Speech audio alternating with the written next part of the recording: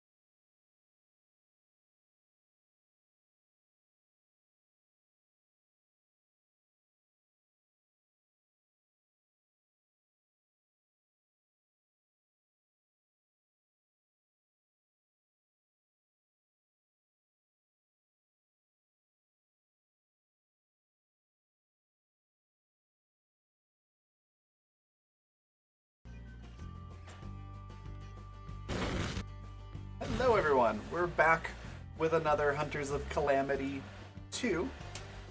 And it's going to be exciting because last week we ended on a cliffhanger with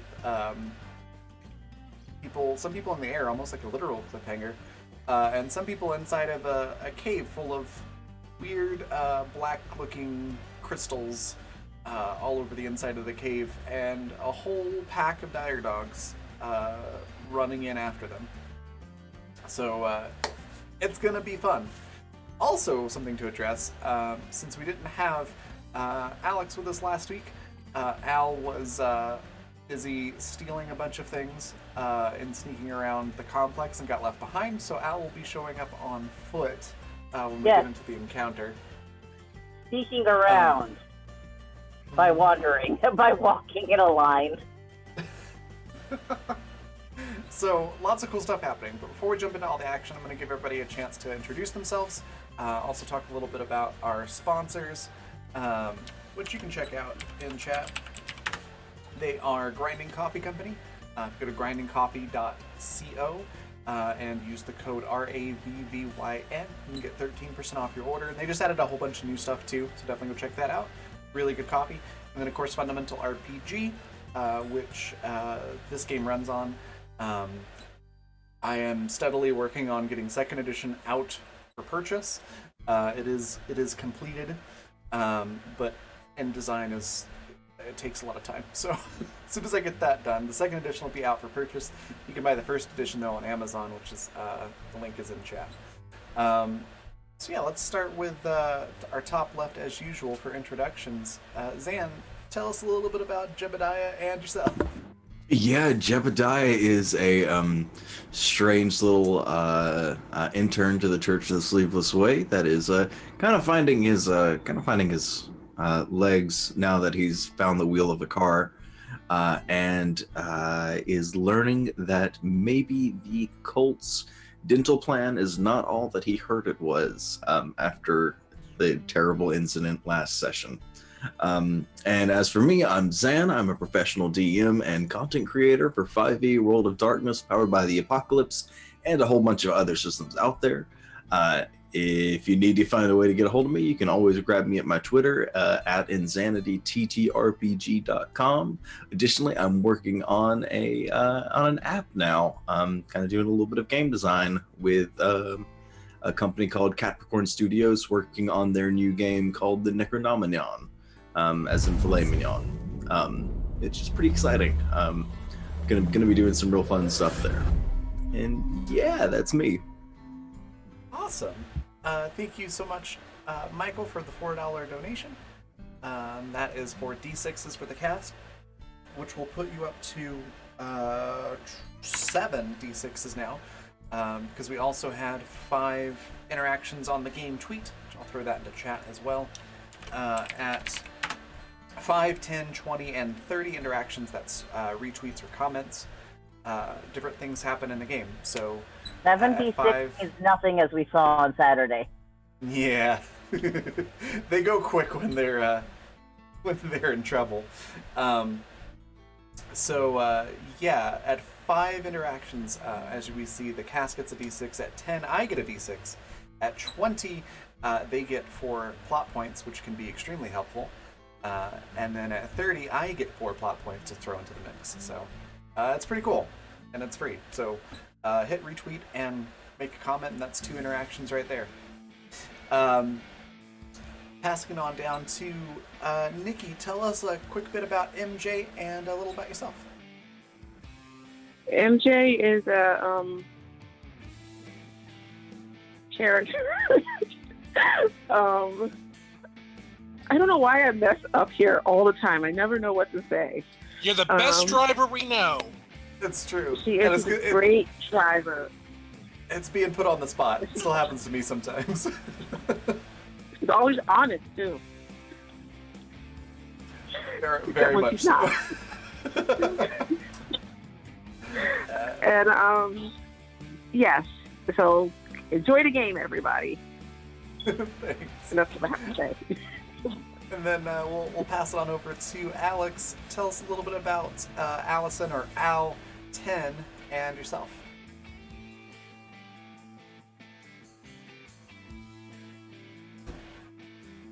Hi, Uh, I'm there we go. no longer muted. There.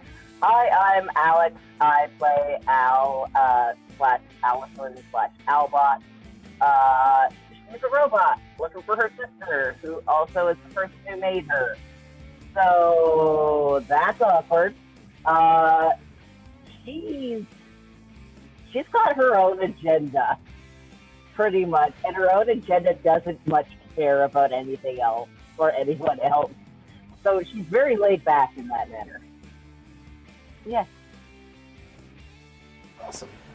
Also, And, apparently not left behind. yes. A little bit about yourself too.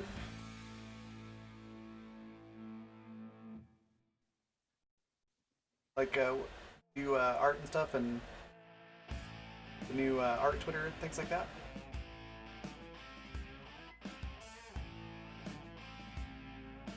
You're still muted. I think you muted again. Oh shoot! Did anything come through? No. We got everything about the character, just not about you. Oh, hi, I'm Alex. You can find me around. I actually have a new art Twitter specifically. Can Chaos Art on Twitter. It's got my funky artwork, and I will be posting there when I'm opening commissions again. Awesome. We'll pass it on up to Pat. Tell us a little bit about Wesley and yourself.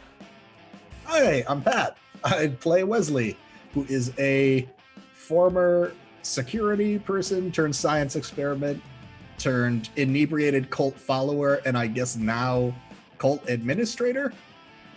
Yeah, he is not used to being being any responsible source of authority. So I'm sure it'll all go great.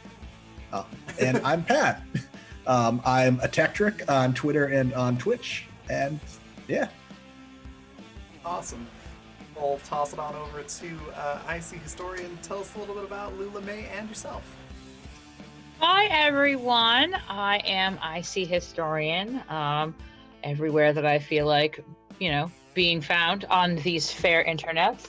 And I will be playing Lula May Jessup, who is a former but also 100% current gray market and darker than gray market arms dealer on Calamity, who was sort of like caught funding a small anti-corporatist insurrection in the local vicinity, who was then as a marketing ploy by Danco reformed. She has not at all reformed, and is now making it her personal mission to tear down one Tim Rackett, who joined the Church of the Sleeveless Way and skips Arm Day. Every Arm Day. As Timothy Rackett would say, my arms get tired. But awesome. Good to have you here with us. And then Michael, tell us a little bit about Amanda Starr and yourself. Hello there, I'm Michael Wayne. You give me a clip, I'll give you a GIF. I will be playing Amanda Starr, whose the unlucky way of life has given them the benefit of rebuilding things and given birth to the Sky Car that has allowed for the cliffhanger of the brown button, which we will find out today what the brown button does. Yeah, I'm a little scared for the dogs. I don't know what the brown button does just yet, so we'll find out. It's gonna be great. MJ's the only other person that knows. I'm excited. I, of course, am Raven. I'm the creative director for the Raven Evermore, which includes things like Fundamental RPG with game design and everything like that. At GM, stream, do art and voice acting as well. A whole bunch of stuff. Find out all about that on my Twitter, which is right below my face. And then, I will be playing everyone else in the universe for this game. So as I mentioned, turn that music down just a tiny bit. Yeah. As I mentioned last week, last session. Thank you! Hey, thanks for that gifted sub to Zan. Thank you, Michael. Zan, just let me know in chat how you'd like to use that on the viewer action chart down below. Will do. So we left off, I believe it is Jeb, Wesley, and I think Lula May, and some one or two Teds were on the fancy Jeep. And Jeb had found the NOS button, the turbo, and just launched it straight into the cave.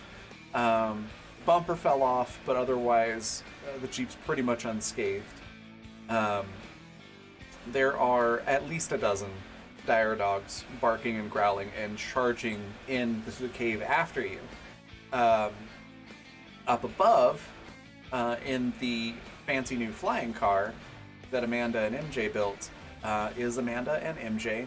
The person we've come to know as Sassy Ted and Secret Journal Ted are both in the flying car as well. So that's kind of where everything is, and then we're going to bring in Al at the, I think at the end of the initiative order on this, or the swiftness order rather, as they will be sort of walking in because they got left behind. I'm just going to find a fresh page on my notebook here so we can get started with the swiftness order. Al's gonna walk up and witness this and see all the dire dogs running into the cave after y'all. She reaches into her pocket and pulls out one of the objects that she stole the last time I was in game that none of you know about. A dog whistle. Oh yeah. I forgot about that. And she's gonna have to pull some tubing out to get enough air pressure to pull up to this dog whistle and just blow it. Because Al doesn't have lungs. That's right. Al has no fucking lungs. She's a robot. That's amazing. Also, speaking of that, you found a couple of pistols in your sneak stealing stuff from last session. An inventory of everything she steals. Perfect. Yeah, you got a couple of pistols. They are one is just a plain 1d6 pistol. The other is a +1 pistol. So feel free to come up with a modification that you would like to add on to it, and then just let me know in Zoom chat whenever you think of it, of what you want, and I'll say good or work on it. Of course, any of the stuff that's in the book are options too. And then you also got a case of cigarettes total. They're not a case. It's just you have enough to make up a case. And it's made up of half packs and loose ones and things like that. And oddly enough, there were a lot of really antsy Teds the next day. After you stole all a lot of that. what? Teds. Ted? Teds. The guys in the compound. Sorry, for some reason it keeps coming up as heads, and I'm just my brain was hot. No worries. And then I think that's probably about it. Maybe a knick-knack or two. Whatever you'd like those to be, you're able to steal those. And yeah, that's what you're able to steal from the compound. So now that we've got sort of the scene set, we know where everyone is and what's happening. I'm gonna have everybody roll for swiftness because we are definitely entering combat. Just for clarification, the button goes off before anything else, correct? Since that was established as what we ended on last session, correct? Yeah. Okay. As is Alright, being... Okay, I'll wait. Yeah, give me 1 second. So, Michael, you got a nat 1. The dog's got a 9.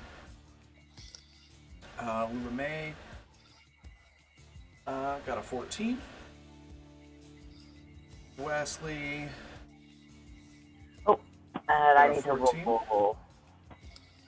Oh, and I did take Swift as the Wind as my level 5 attribute, so I got +3 in my swiftness now. Nice.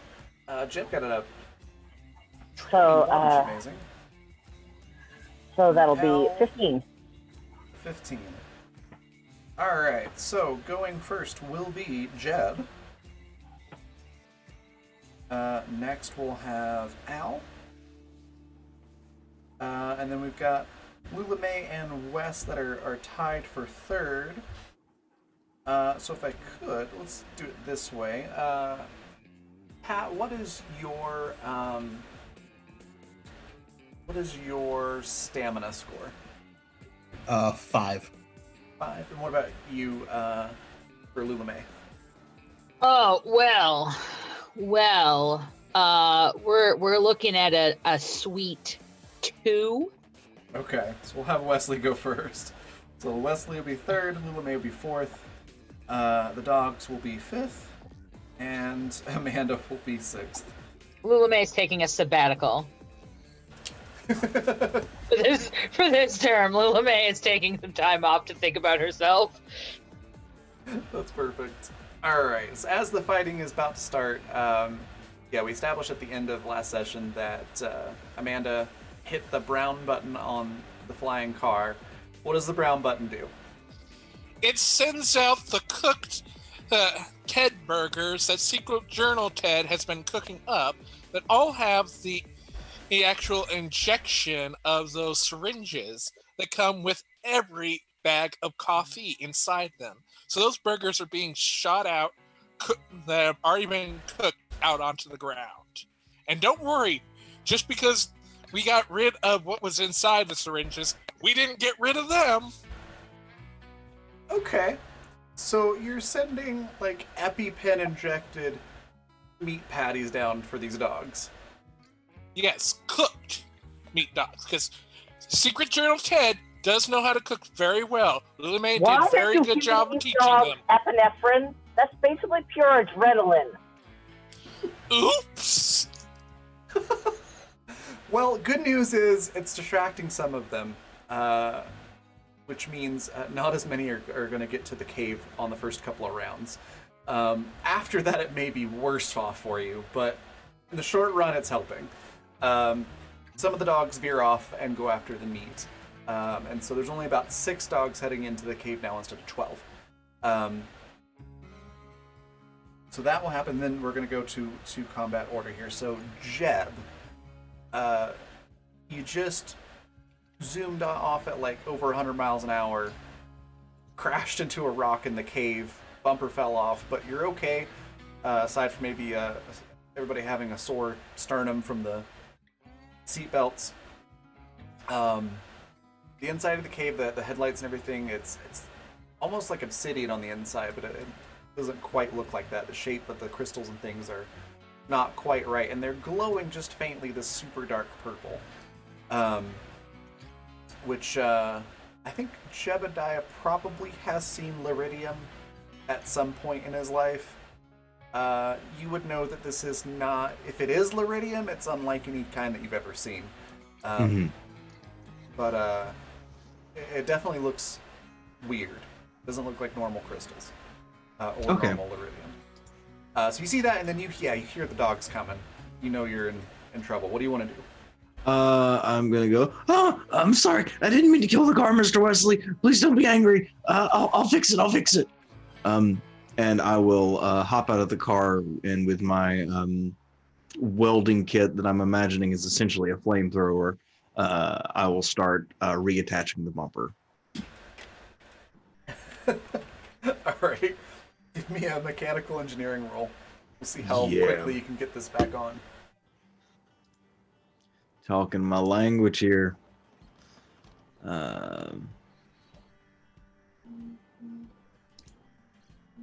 That'll be a 30. 30? Heck yeah. I mean, it's like the WD-40 and duct tape method. So you'll probably want to make this repair more permanent when you're not in a rush. Mm-hmm. But for a 10-second quick fix, it's pretty dang sturdy. And it's actually on straight and everything. So as long as you don't hit it again, it should stay up. Okay, now I'll stay there and like kind of inspect my work and okay, Mr. Wesley, I think I fixed it. Please don't feed me to the meatball.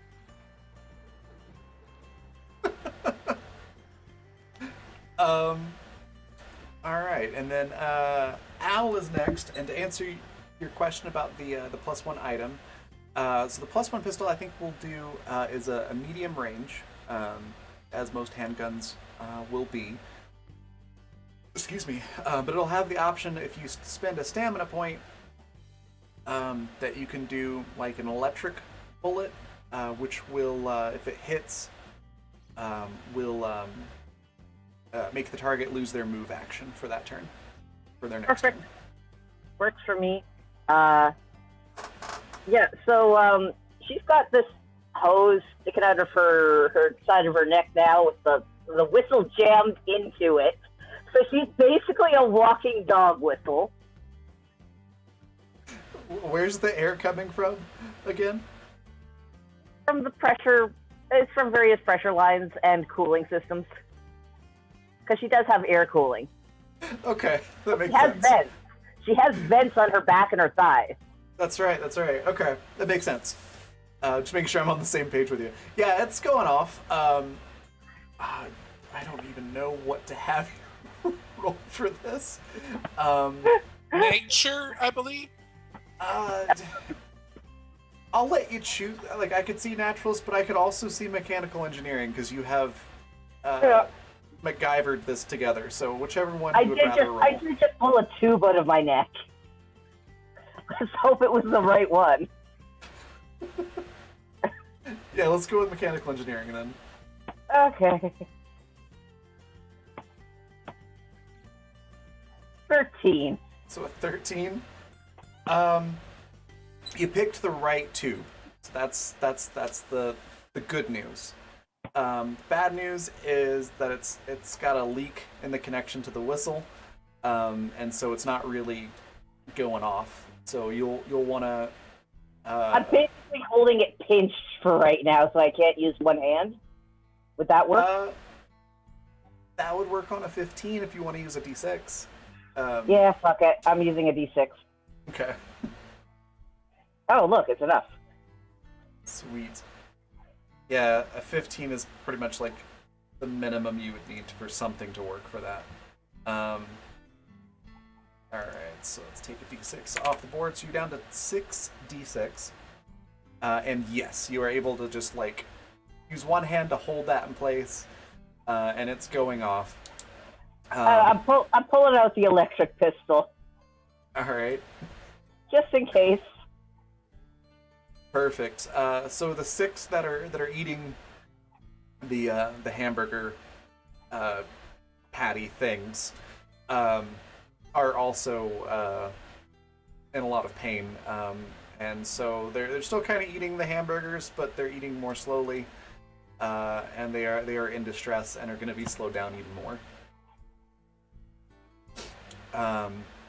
You can still move and talk on this turn if you want to move to a specific location. Imagine currently you're just sort of like behind some rocks off to the side. Yeah, she's gonna basically try to climb on top of the rocks to basically get out of easy grabbing distance from the dogs as she's yelling, "Hey, dipshit, you forgot me!" Fantastic. All right. Next is Wesley. Same deal as Jebediah. You have that same information about these crystals. You don't know what they are. You just know what they aren't. Probably a little sore from hitting a rock at 100 plus miles an hour and amazingly not dying. And you hear the dogs running towards you, and you also hear Al outside yelling that you forgot them. Mm-hmm. So the dogs aren't near us yet, right? Yeah, they're not like within melee range or anything like that, but they're gonna reach you on their turn. Okay. And so the rocks, essentially it's Liridium or whatever we called it, like, but not quite. Yeah, Liridium is correct. Okay. Yeah, they remind you of it, but the color is too dark. And usually Lyridium is like, it glows like a bright neon purple. This is like a really dark, almost black purple, glowing faintly from the inside of a black crystal. Almost looks like really, really dark smoky quartz with like a purple LED in the inside of it.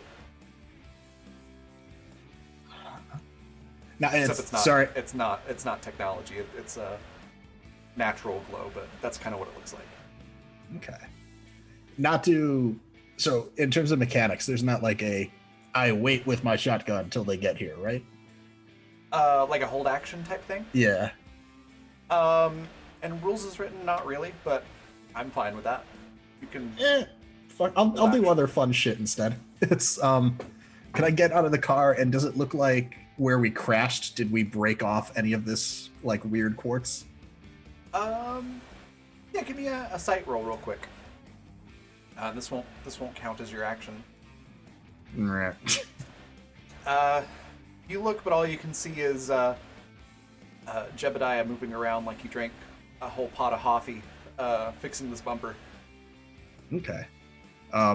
Then if no little pieces are near us, I'll just walk over to like a big like vein of it in one of the cable walls.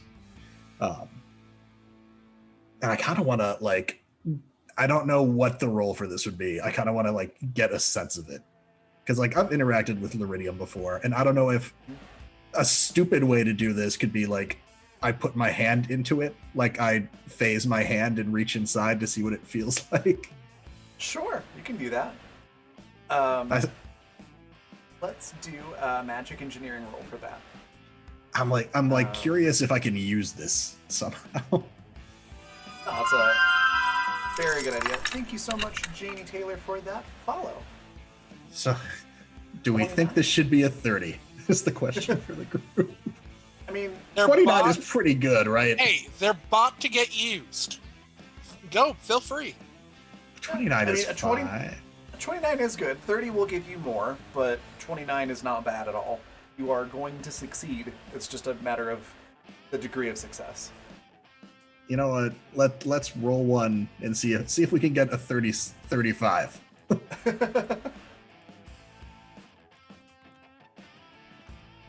Oh, almost. Pretty close. We'll call it a 35 since you spent a d6 on it. So yeah, you phase your hand through this using your kinetic magic. And what you feel is the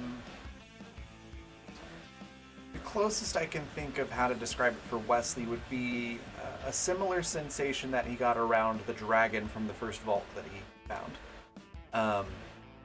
It's like Lyridium, but it feels older, and instantly it feels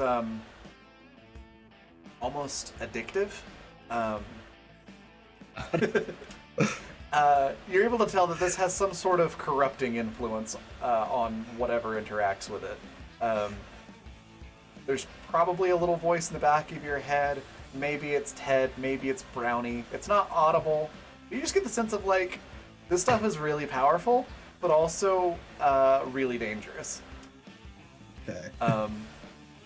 And you know that you can, if you break off pieces of it, you can consume it, much like you do Lyridium. Okay, I'm gonna file that away and not inject this straight into my veins just yet. Good call.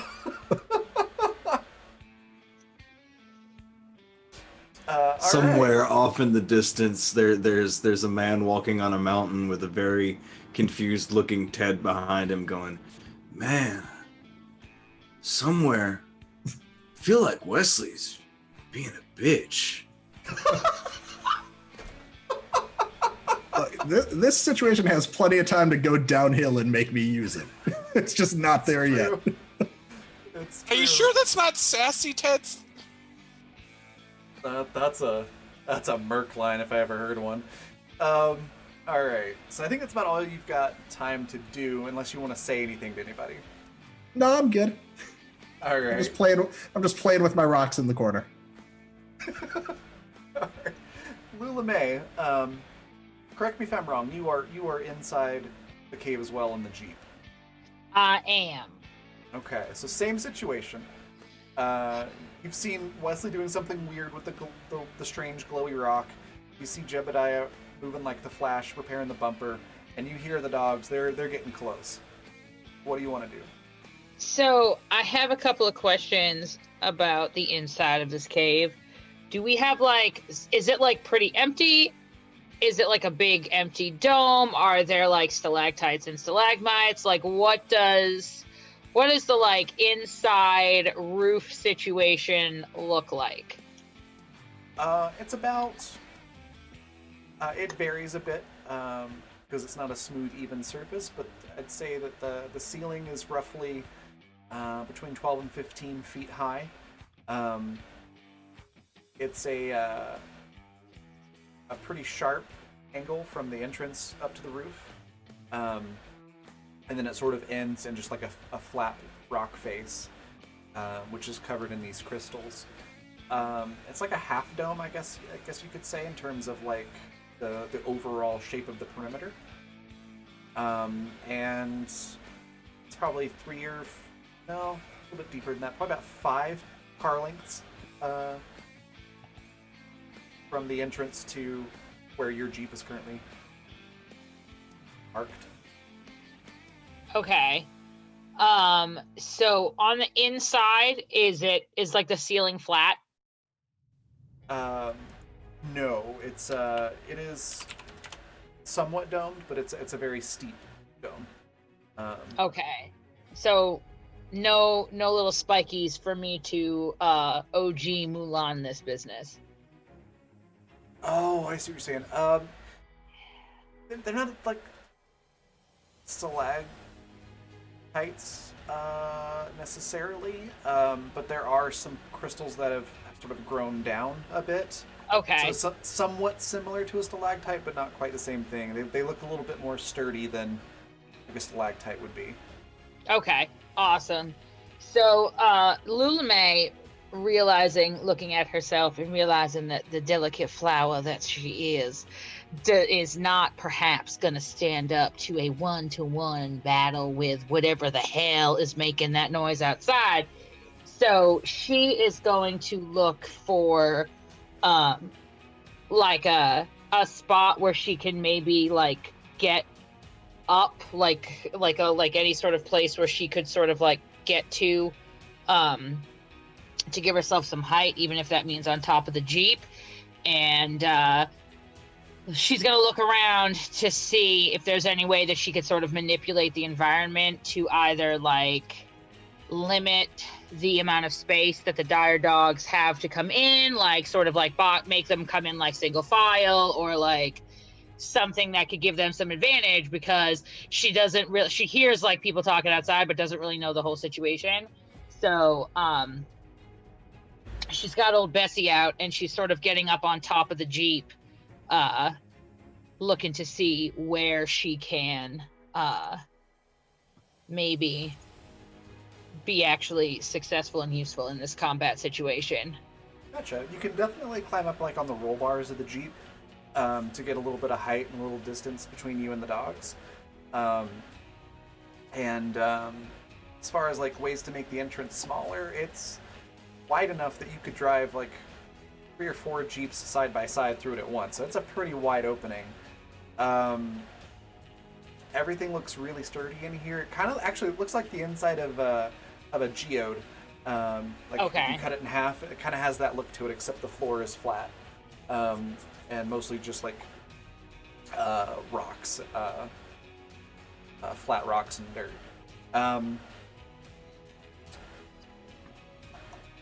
Give me an education roll to see if something might occur to you. Because this might be in your area of expertise. But you don't quite think of it. You get like a hint of an idea. It's like, oh wait, no, I just lost it. I think I'm gonna get the hint of use a D6 on this puppy. I see what I did there. Yeah, see that?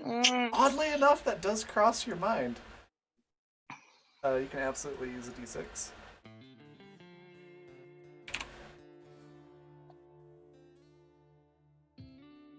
I don't know how. Just roll a d6. It's just slash Oh, r space 1d6. oh, come on now. You're pretty darn close. I'll give you a part of what I was going to say. You're pretty sure if you had more time to sit down and think about this, you could come up with a better idea.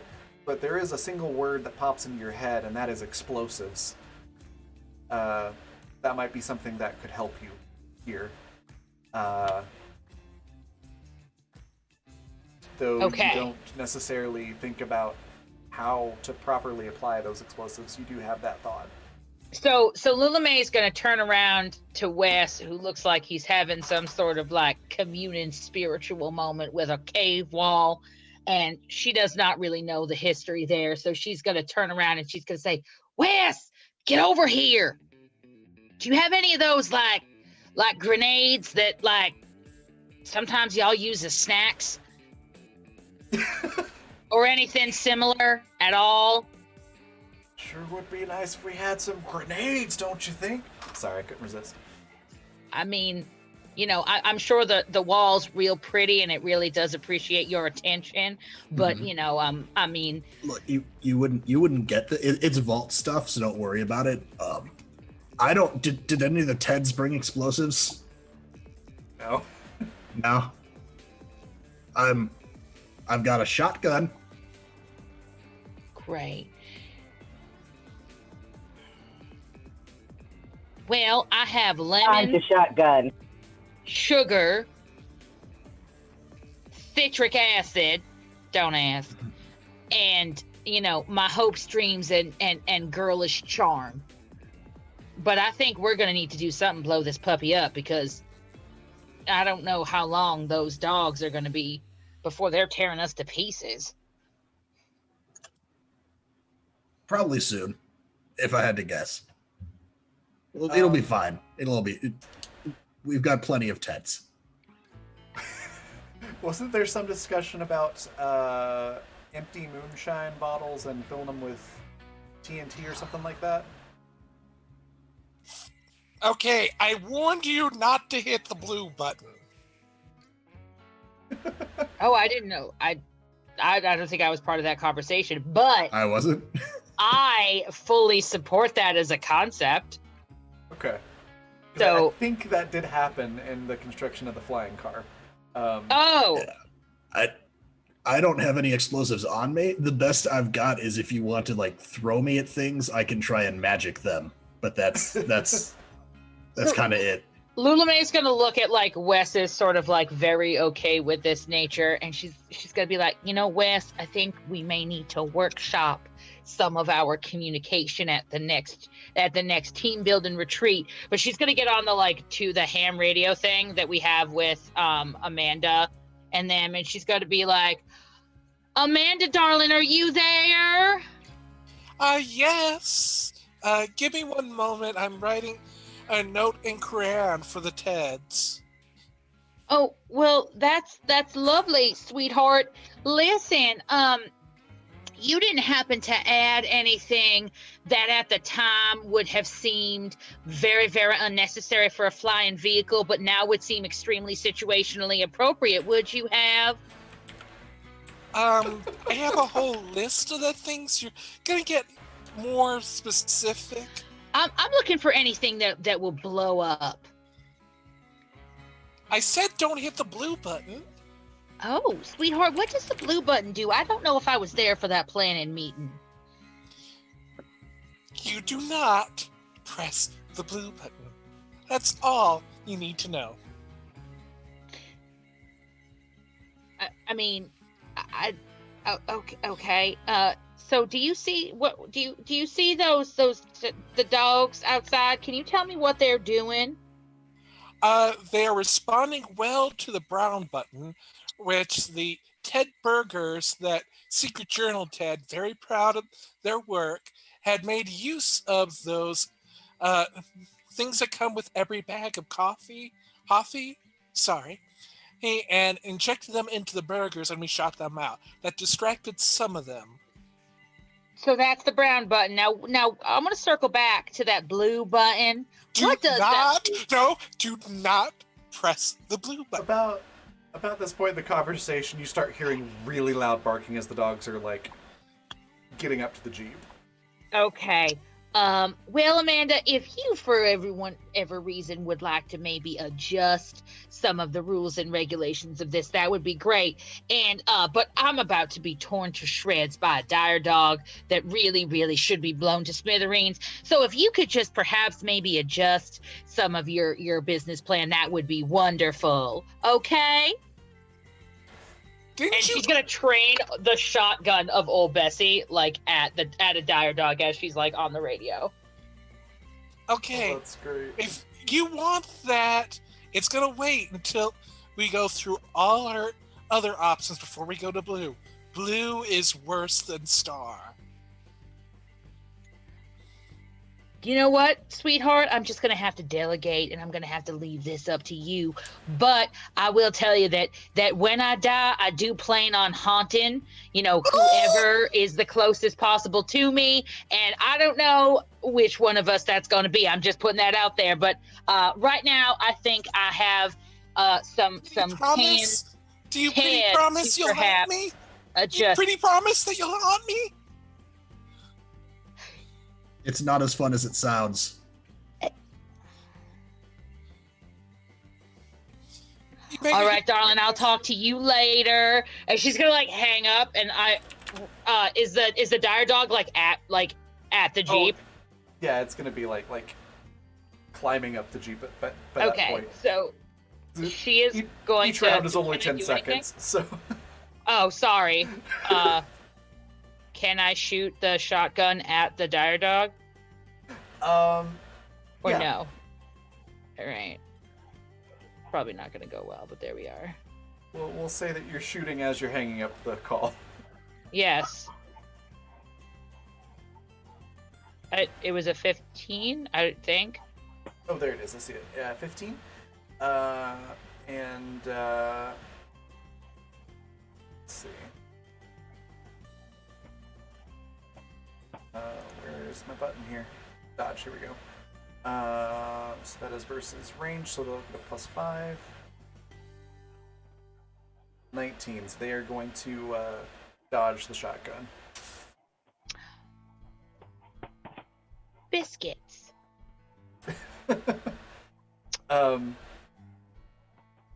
I think that's about all the time Lulamay's going to have there. It is the dog's turn next.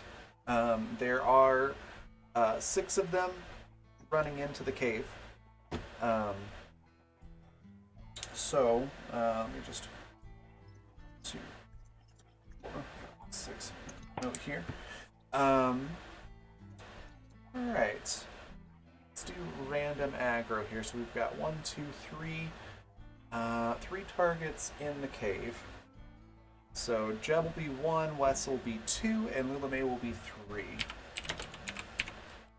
First dog is going after Lulamay. So the one that you tried to shoot with the shotgun leaps up onto the Jeep, is currently like in the back seat and is trying to bite at your ankles. And it is going to attack. 27. This is the first round, so you get to choose which defense you're going to use against this attack. I would recommend dodge, as it will give, or not dodge, deflect, as it will give you a +5 versus melee. Okay.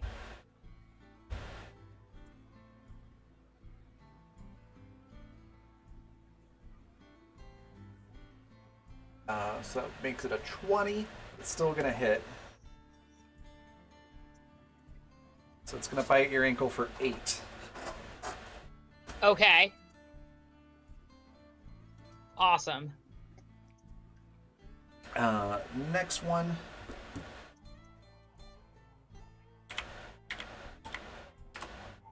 It's going after Jeb. So it runs up at you right about the time that you're finished with the bumper. Kind of look up from inspecting your work to see a dog just trying to tackle you, essentially. It's gonna sort of do a running leap at you, trying to bite at your shoulder for 22.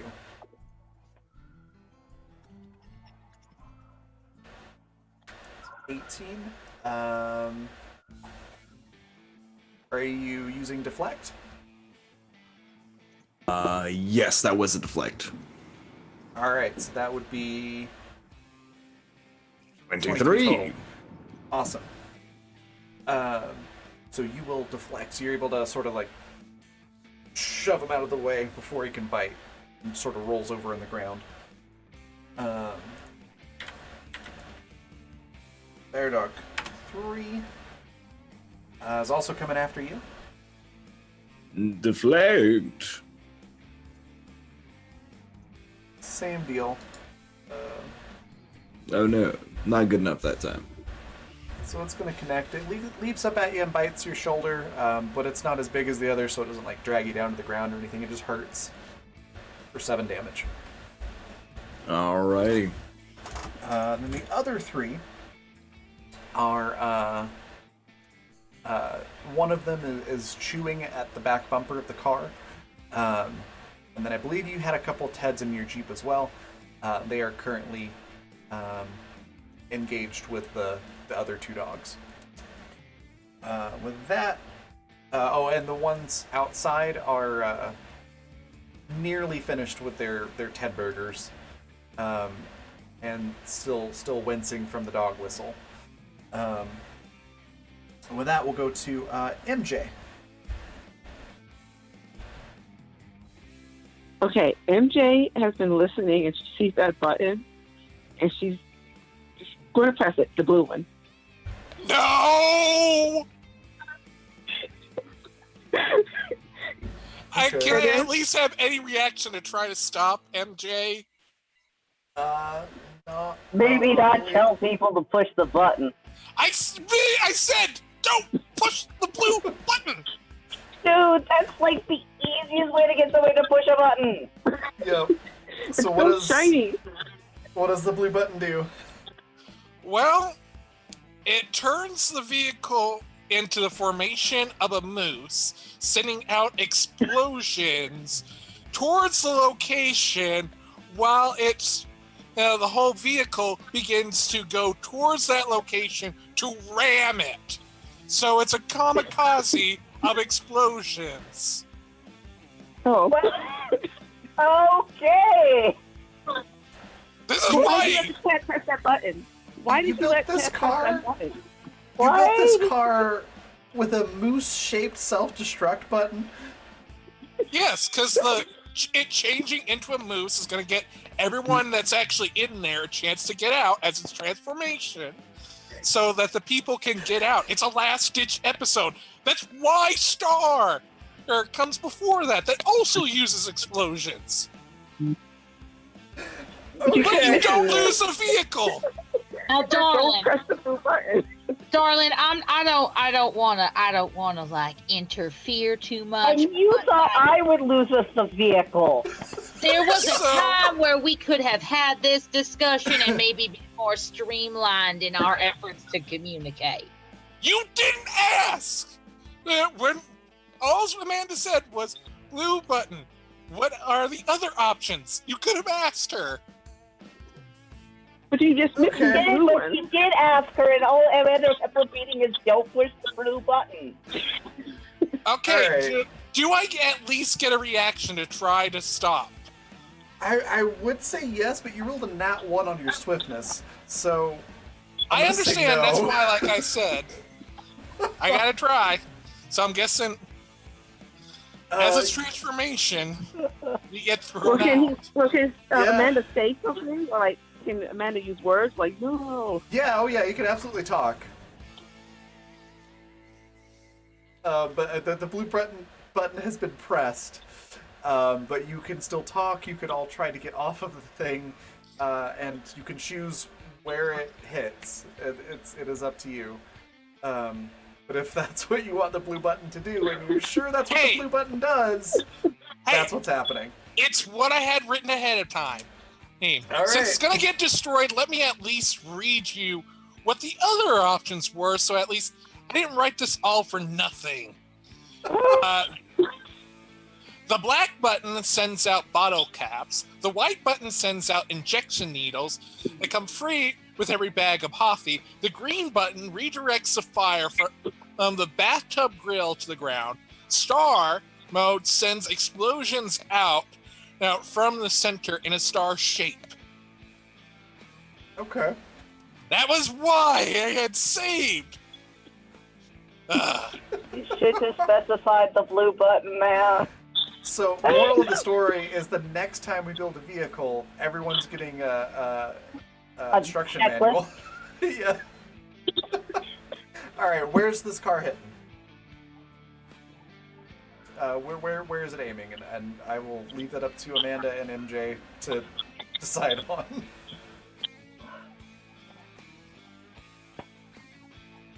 What is it targeting with this explosion?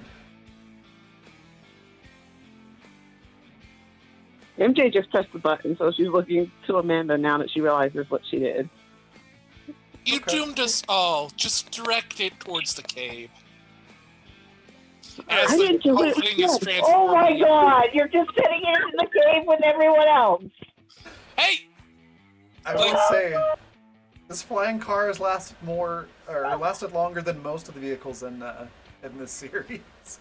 The exception being Everybody the else Jeep. who's still in the cave trying not to die to dogs. It's such an explosion.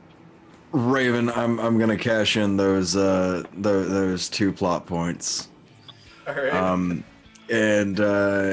Instead of turning into a moose, some of the Teds were probably drunk on the job, and instead of that, the speakers turn on, and a ham-bone Ted began singing a blues song. Okay, so correct me if I understand. Instead of it transforming into a moose, it just has music playing Yep. as it's heading towards the cave, shooting out explosions. Nope, no explosions, just blues. Okay, I'm gonna say that the loudspeakers come on and it starts playing "Boom Boom Boom Boom." Okay. By T.J. Hooker, I think is his name. Okay. I think so. Opposite. It's an old blues song. Thank you. All right. Sassy Ted, you betrayed me! They saved you. So here's what I need. Amanda's turn is next. So MJ, how would you like to exit this vehicle that is currently in the air? I will remind you, it does have a rope ladder that you can lower and try to climb down, or you can try to survive the fall. How far is the fall? You're pretty far up there, like 15, 20 feet. I will remind Okay. you, there is the emergency lever next to the car seat that you're in. Remember? Yeah, This was trying to think of prepared a choice for that's when not we the do. best choice. She's not making good choices. That's pretty much par for the course for this series. She'll pull the lever. Why not? Oh, the lever, Krog. Okay, you All get right, what's sent the lever up. do? You get essentially shot up in the air, and as you kind of like the seat gets shot up, sleeves end up extending out of the back of the seat as a parachute. Oh, I forgot about Please. that part. Yep. Oh, there's multiple uses of the sleeves. The Sleeveless Way didn't have a purpose for the sleeves, but Amanda did. Oh goodness. All right. So yeah, you're ejected out, and you're. I'm gonna say if it's made out of sleeves, it's not the best parachute, but it's gonna be bumpy. But you don't take any damage when you land, but you do land kind of fast. Amanda, how would you like to exit this vehicle that's about to self-destruct into the cave? Amanda's gonna do essentially a gotta go fast, where holds on to secret Journal Ted and And Sassy Ted jumps out of there and spins kind of like a yo-yo to the ground. So I'm guessing it would be the equivalent of Featherfall, but so it'd be a magic engineering and a stamina point to do, correct? It will. However, if you're trying to grab the two Teds and bring them with you, they are clueless as to what's going on. So I'm going to need a might check to see how effective Oh you are no! at grabbing them, because they're not really on board with this leaping off of the vehicle thing, because they don't understand what's about to happen. Is a 16 good enough? You can grab one with a 16. Ah, I'm sorry. I'm sorry, Sassy Ted, but you betrayed me. And grabs hold of Secret Journal Ted. Okay, both of them are like, "The fuck are you talking about?" As you hop off with Journal Ted. And yeah, let's spend a stamina point, and then give me a magic engineering roll to see if you're able to sort of. It sounds like almost like a helicopter kind of spin down. Yes, Sonic. Like the whole spin down. Okay. 29. Nice. That is high enough to do what you were trying to do.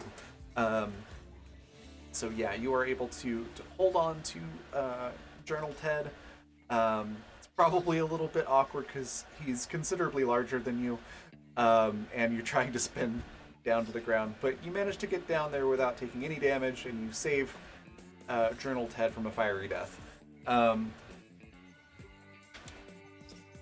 Can still talk, and that's about all you've got left action-wise for this turn. Is there anything you'd like to say to everyone? I blame Sassy Ted for all of this. It's fair, he's about to die. Okay. Heading back up to the top of the turn order. Do you Jeb. need a defense stance?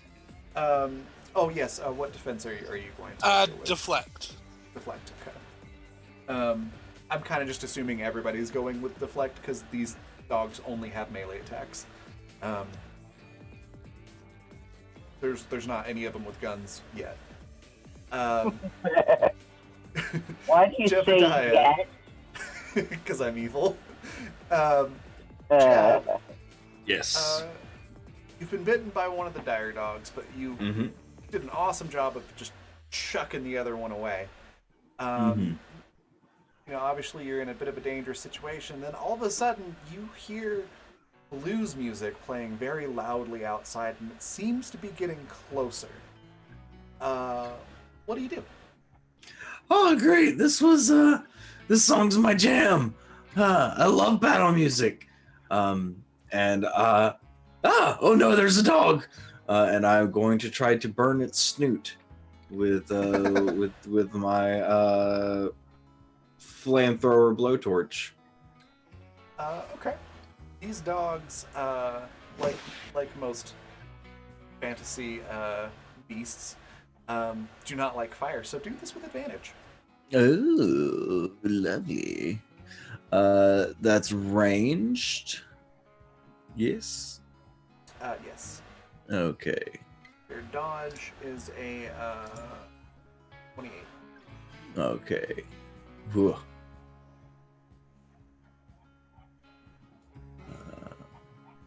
Let's see. I think that's how this works. Nat 20. Huh. Haha. Nat 20. What you gonna do? Yeah. So I don't know how much damage my flamethrower does. Probably 1d6. Plus your Damage. Stamina? your range training, which is cleverness. Okay. So with the nat 20, that makes it a 35, which is definitely enough to hit it. And because you did get a nat 20, I'm gonna say you've caught its fur on fire. It has rolled in something flammable recently, and it has ignited, and it is now running around in circles in the cave, on fire and yelping. Excellent. So that's 1d6 plus 3. Yeah, so that's 7 damage. And it Fantastic. burns before me. It is not dead, but it is continuing to take damage every round, and it's safe to say that it is incapacitated for this encounter. Excellent. Cool. It will not be bothering you again. I'm gonna take that, you flea-bitten mongrel. Next, we've got Al, Yep. and you are up I'm on the gonna- rocks, right? Yep, I'm gonna go and spend a stamina. I'm gonna use the last shot and shoot at the one that's chewing on Little May. Fantastic. Yes. I like that and plan. Remind me again what the last shot does? I know we Last talked shot. about it, Yeah, no. I was going back to it. Last shot. Snipe, spend one stamina, roll tech, engineering, and add successes to damage. That's it. Yeah. So basically, for every success, I get to roll an extra damage die.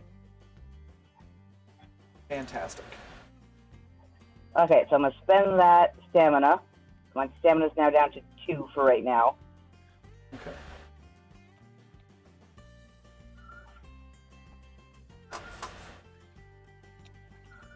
But I'm gonna roll my mechanical engineering. 23. So that's 4 successes. We're talking about like DC levels, right? Yeah. So that would be 15, 20. It's 2, and you're 2 Okay. away from a third one. If you wanted to add a D6. I'm gonna roll a d6. Okay. All right, make it 3 extra, so I need to roll 4d8. Nice.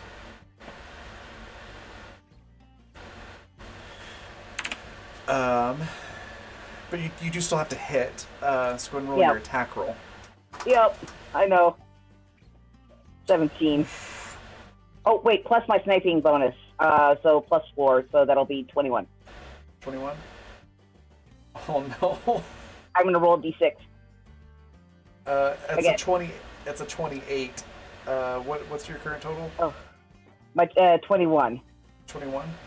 You know what? We'll call that. We'll call that deflect instead, just because I'm feeling nice.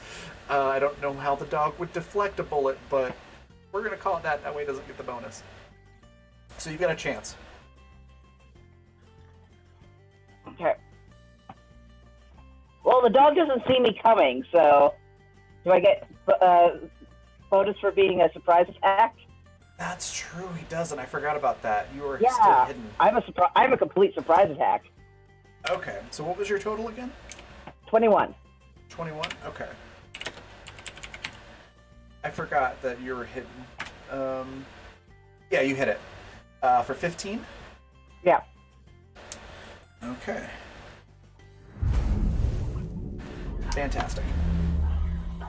Thanks so much, Michael. Basically, there's like a beam of light that just comes out of nowhere and just like goes through the dog. So 15. In front of and you, then, Lulu. what's your cleverness score as well? My cleverness? Yeah. 3. 3? Okay, so it's going to be 18 damage. Oh, sweet. Awesome. Okay. And then Michael has refilled your d6s, so you're back up to 6. Yeah, you're up to 6 d6s again. And next turn will be Wes. Yeah, you hit the dog and it took a lot of damage. It's still alive, but it's noticeably injured. Now, I forget, there were 2 dogs that were trying to chomp on Lula May, or was it 2 dogs trying to chomp on Jeb? 2 dogs were going after Jeb. 1 was after Lula May. 1 is eating the Jeep. And 2 are on the Teds. Okay. You know what? Sure. Let's hit up some Dark Lyridium. Alright. I don't know what. I think I just try and however I normally channel magic through my tattoos or whatever, I just grab on part of the rock and see if I can't pull some of that in to charge up some Yeah. attacks. as you do that, basically trying to consume it like you would normal iridium, you feel some resistance. So go ahead and roll magic engineering to make sure that you can Mm-hmm. pull it. Another 29. Yeah, you feel some I'm resistance. good at one thing. Yep. You feel some resistance, but then you're able to kind of attune yourself more with it, and that resistance goes away. And yeah, you're able to consume a big chunk of it out of the wall, like a good softball-sized chunk. And you suddenly feel very powerful. Yes. You feel like you could automatically succeed at your next magical roll. And this will be my first time attacking with magic. What I wanted to try and do is, like, normally Wesley would like try and he has like these punches that can kind of like go into things almost like spectrally. But I think with like the charged up bullshit that he just sucked in, like that dark element, I almost like picture he tries to like wind up for that, but almost like zips forward and like turns into like this dark cloud as I phase through one of the dogs. And just Okay. like that energy, like the energy from that like strikes into the dog. Okay. And I'm not where I planned on being. Yeah. You don't have to spend a stamina point. You automatically succeed at what you're trying to do. So go ahead and roll damage, which for the way Wesley fights and like all the tattoos and everything, I think your base magic damage is going to be a D8. Okay. So 7? roll it. Yeah, with my stamina, that's still a 7. Okay. You do 7 damage. Is there any type of magic effect you would like to add on to that aside from just the base damage? I wonder if it almost leaves like this weird purple aura around the dire dog that I hit. Like I was going for the one going on Jeb that was not on fire. Okay. And so I wonder if like me passing through it, it's almost like something shouldn't have existed in the same space as it, and it's almost like a little bit glitchy and unstable looking. Okay. Yeah, it's looking a little funky. It's moving in an unnatural sort of jerky way, and its eyes are glowing purple, much as yours are right now. Oh, fun! I love that. And now, so I can now what I can do is I can spend a stamina point to try and roll and see if I can attack again. Yeah, Is that how it works? Okay. it is. All right. So And this weird crystal basically made it so you're able to use your magic without spending a stamina point for that action. okay, perfect. Because otherwise, a magic attack would have cost another stamina point, right? To do an effect with just the damage, yeah. Got it. Normally, it's spend a stamina point to do an effect in place of damage, or just do a magic attack without spending a stamina point for damage. This let you do both and not have to spend a stamina point. Okay, cool. So this is to see if I can attack again. Nope, I can't. Okay. So with that being the end of your turn, I need a discipline check. Sure. Back Love off it. that wagon.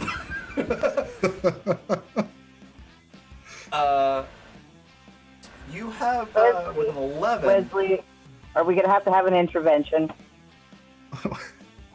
Listen, not yet. Yeah, you're fine on that front for now. Let me just look up the specifics really quick. I thought I had that open to that page already. Where is it?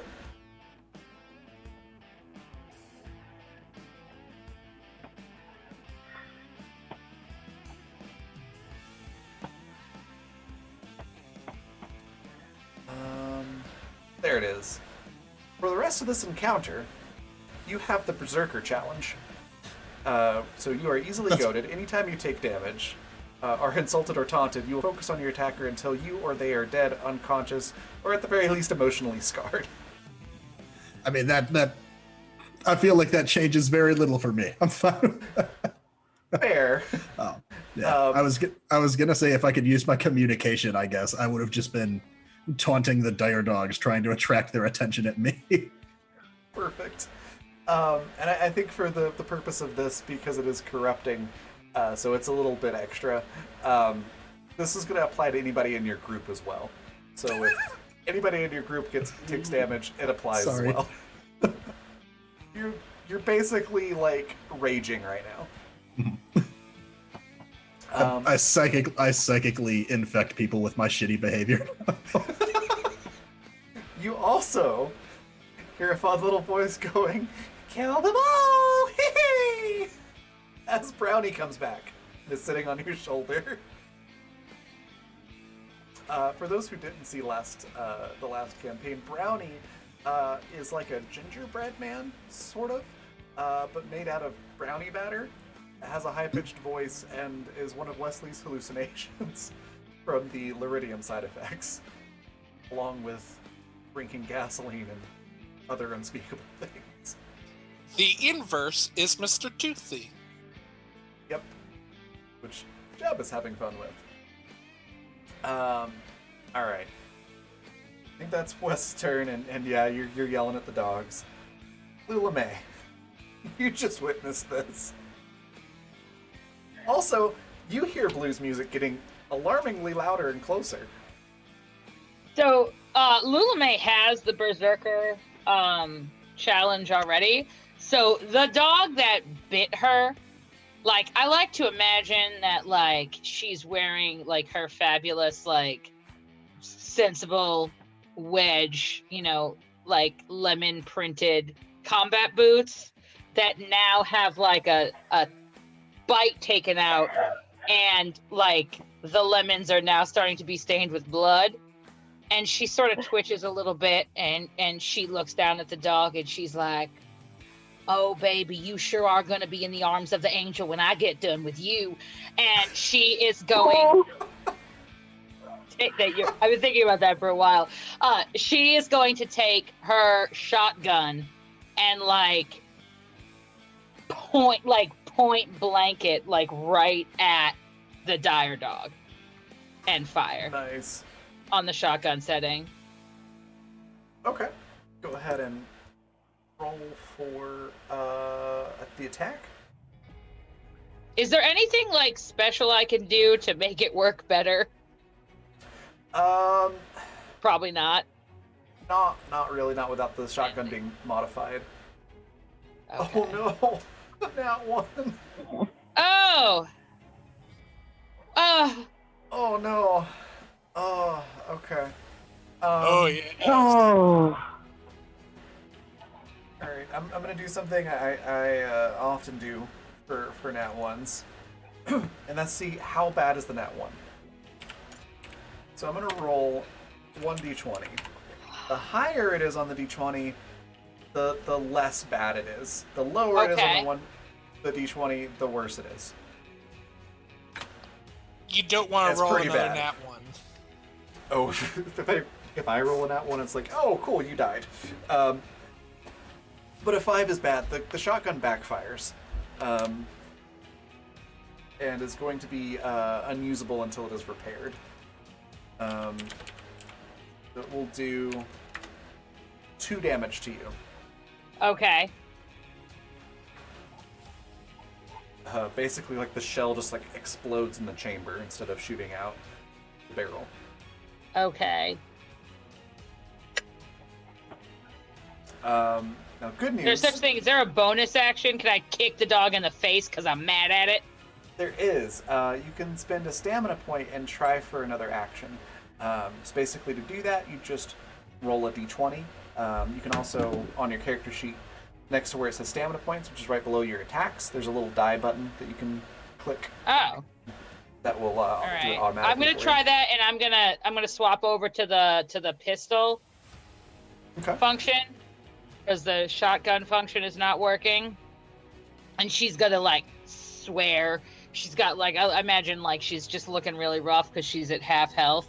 So she's gonna swap over and Nice. You get the bonus action. okay, great. So I'm gonna get 3 stamina points left. So she is going to shoot with her she's going to shoot with her pistol.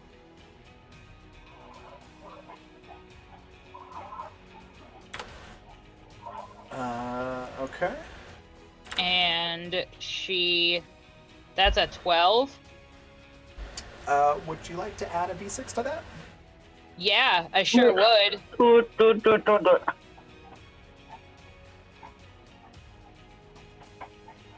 That's gotta count for something. I got a 6. That's gotta count for Nice. like, I don't know, good kid points. I'm sticking with the original dodge roll for the dire dog because it rolled low. Yeah, that hits for sure. Okay. So go ahead and roll your pistol damage. All right. Which is normally d6.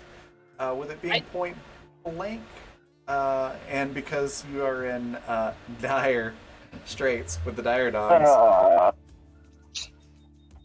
I'm gonna say go ahead and roll two weapon for that. Since Oh, it's okay, because you told me when I made my character sheet that it's a D8. Should I do that differently? Oh, right, you're using like the hefty one. Yeah. Yeah. Roll 2d8. Okay, so I rolled twice, and it just did. I don't know why it did 10 and 9. Okay. I rolled so, weapon damage twice. Good. So 7 plus 6, so that's gonna be 13 plus the 3. That'll be 16 damage. All right. And that's the one that was attacking you, which Al already shot, so it dies. And flops over in the back seat. Okay. She's gonna go back, like she's gonna kind of tuck herself, like. There's no more dire dogs like at the Jeep, are there? There's one that's like chewing on the bumper. Yeah, there's one chewing on the back bumper, but the rest are occupied. Okay, so she's gonna get like as high up as she can, as far away from that dog as she can, and train her pistol on the dog that is chewing on the bumper. All right. As if waiting for it to be her turn again. Okay. It'll be the dog's turn next.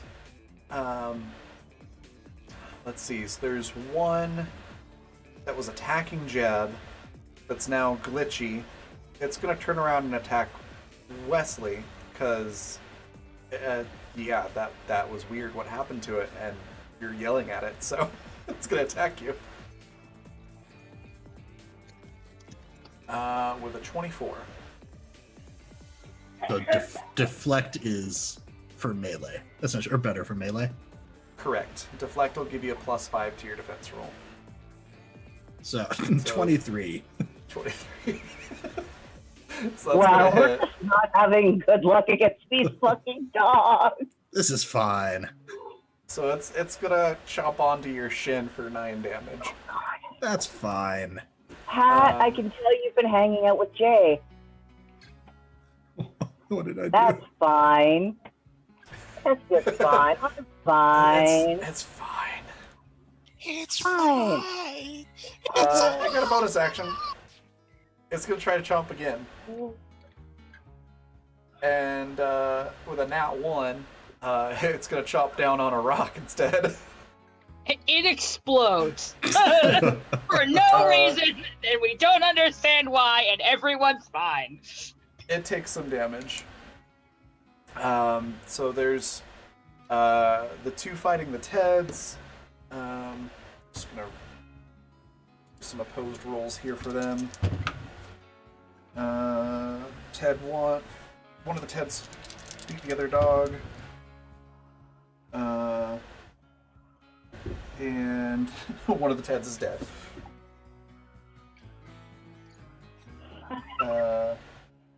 One of the Teds is already dead. Is that Sassy Ted, or did we lose another one?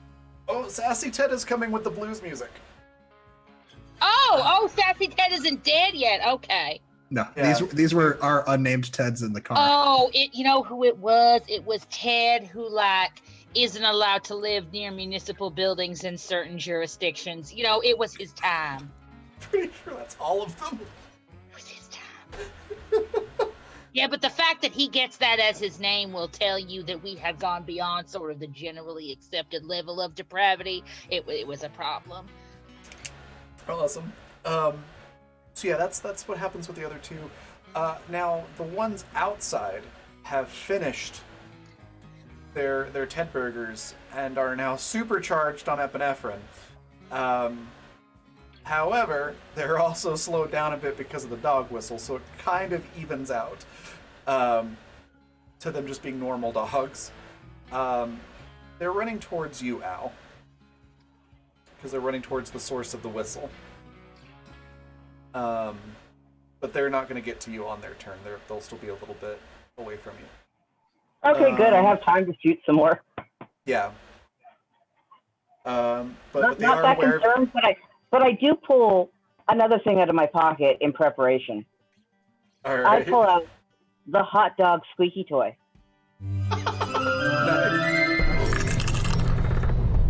Hey, thanks for the 500 bits. Thank you so much. And that is worth 2 plot points. Just let me know in chat how you would like to use those. All right, so Squeaky Dog toy is pulled out. The drugged up dogs are running towards you, but they won't quite get to you on this turn. And I think that's all the dogs, which goes back to MJ. But before that happens, now the flying car has had enough time to reach the cave. It impacts with the roof of the entrance, and the explosions go off. And don't forget, this is also, there's grease, gasoline, fire, lots of explosions already that were prepared, and there is syringe needles. If only there had been a conversation that was had where we could have discussed all this. I'm just glad I was involved in none of this. Amanda was I'm busy insulted. writing this down for the Teds to understand. That's why it's so late in battle. Oh goodness. So, didn't touch and it. bottle caps. I forgot about the bottle caps. That'll be shooting out as well. Why didn't you tell them before we left? No one, like, again, working on getting this all done. What do you expect for Amanda to build the car, explain the car, make sure it's working well, train the Teds how to do a thing, write up the list to do things when the Teds don't listen to Amanda? That's as far And don't as forget to Amanda make me got to quiet. is writing Yes. the list. Like, Yes, she told Allison you. expects that if you're She going to told take you over the not to project. hit the blue button. It's You said blue clearly, button, and that You you don't- just hit it. Like, it's not I'm my sorry, fault. You Ted. pressed the button that we said do not press. That is your fault. you didn't say what would happen when everybody I asked you what said would happen. do You not just said push don't the press button. it. Do not push the button. Yeah, but if you It's don't your tell them what fault. will happen, It they're is going to your push it. fault, and by extension, Hey. yours too. Do you want to hear what happens? Yes. Okay. So, you hear sassy Ted yelling out loudly, "Down with sleeves, vests for life," as this blues music is blaring, and then there's a loud and horrible and just blood-curdling crash of metal scraping against rock and explosions, screams from sassy Ted as he's a part of all of that. Shrapnel flying in every direction. The cave is shuddering, and it starts to collapse the entrance. So everyone inside the cave, I need a nimbleness roll to avoid falling rocks, crystals, and debris.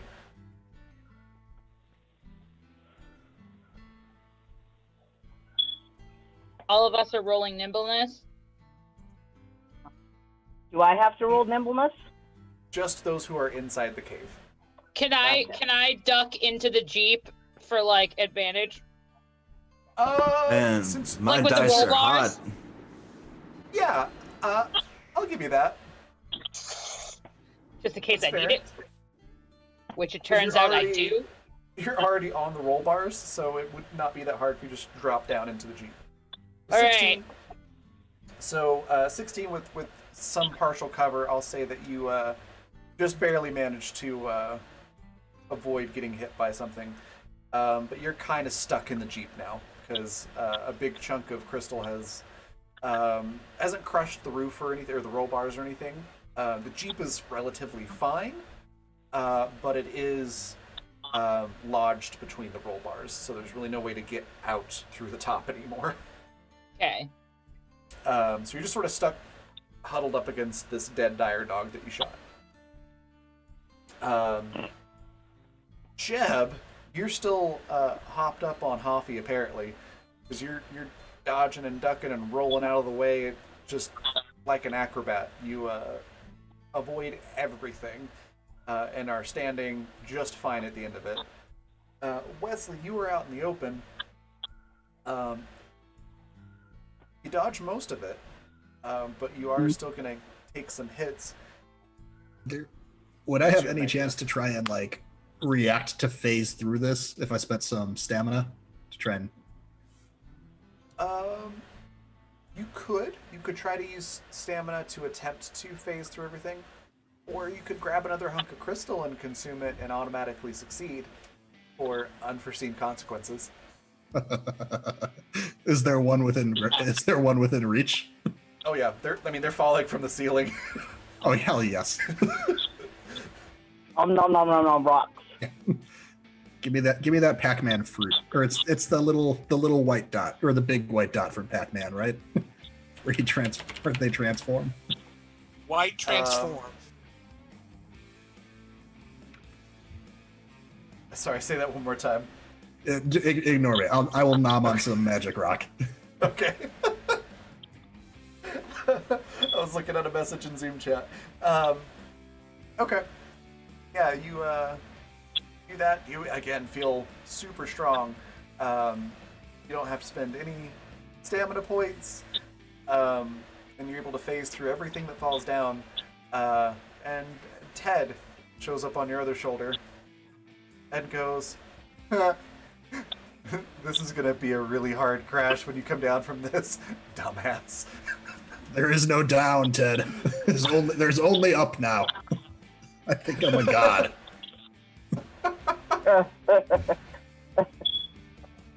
Yeah, Ted's just leaning against your shoulder going like, "Yep, whatever you say." I mean, this isn't this. I've yet to see any negatives from this rock, Ted. Okay. Is this a real Ted or a Ted in his head? It's a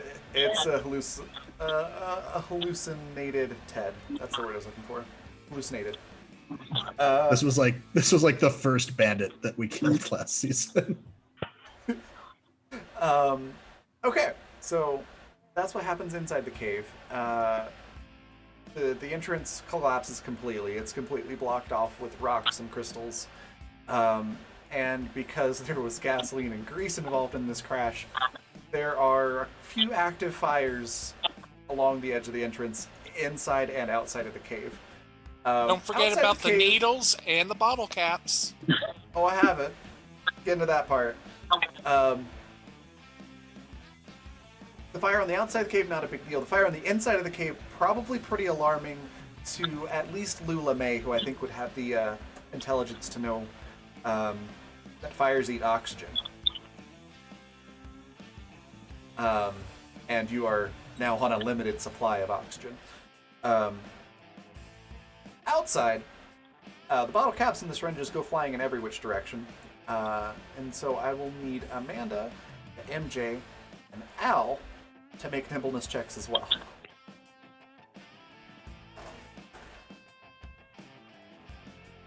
Can I argue for deflect instead if like I try to use it to bounce off my shields? Not really, because it's not an attack roll. It's just debris that's flying every which way. Thank you. I will say if you're using something as a shield, I will give you a +2 bonus on your roll. Okay. So that would make it 23. Oh no. So it's a 21 for Al, 23 for Amanda, and a nat 1 for MJ. MJ, you're gonna have the weakest bottle cap star. Yeah, Right on that. so Al, you do a pretty decent job of dodging the syringes and bottle caps that are flying in every direction as shrapnel, especially with you being so far away from where it hit. I So basically don't just take any like drop my damage. head down and let them bounce off me. Oh, robot.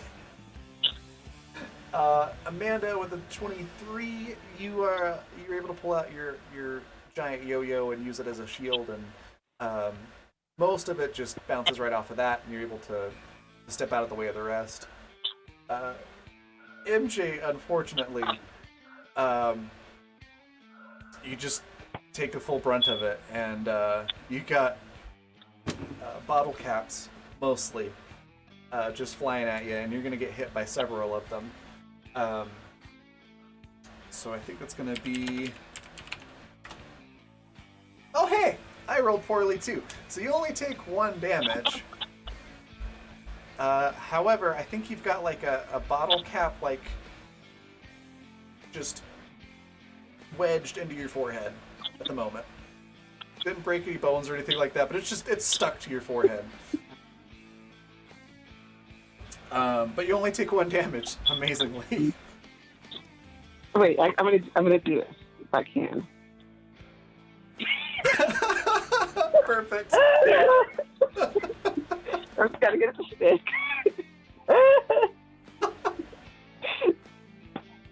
That's amazing.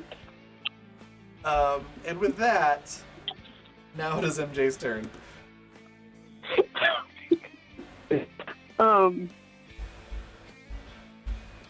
Okay, so what's going on around me again? Like, Sorry, what's the scene? What's the Oh, scene? So I what's your surroundings? can Gotcha. figure. Yeah. Yeah, so you're just in basically a field, essentially.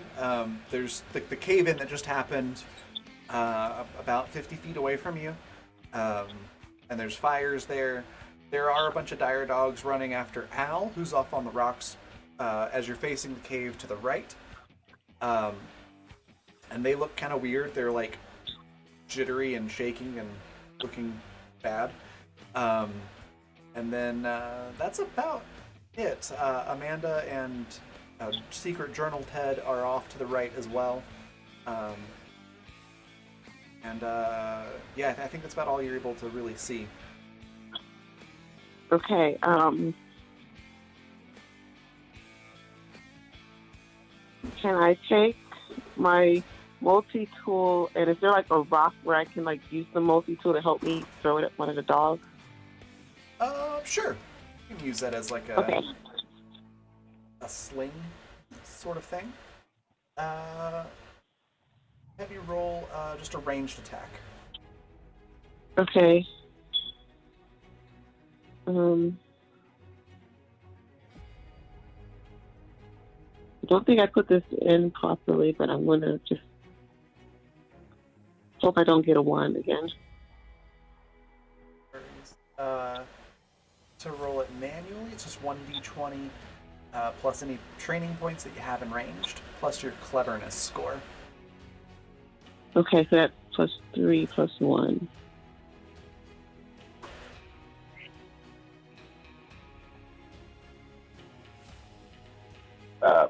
Excuse me.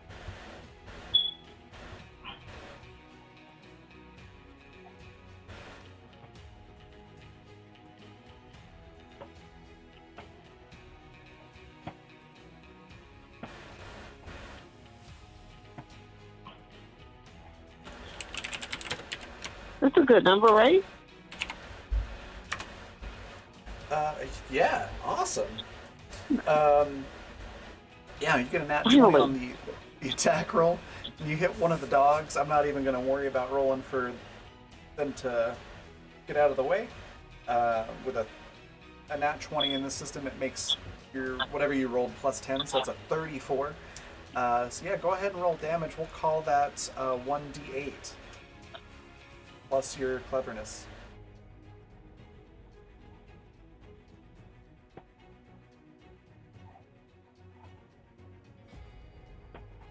Okay.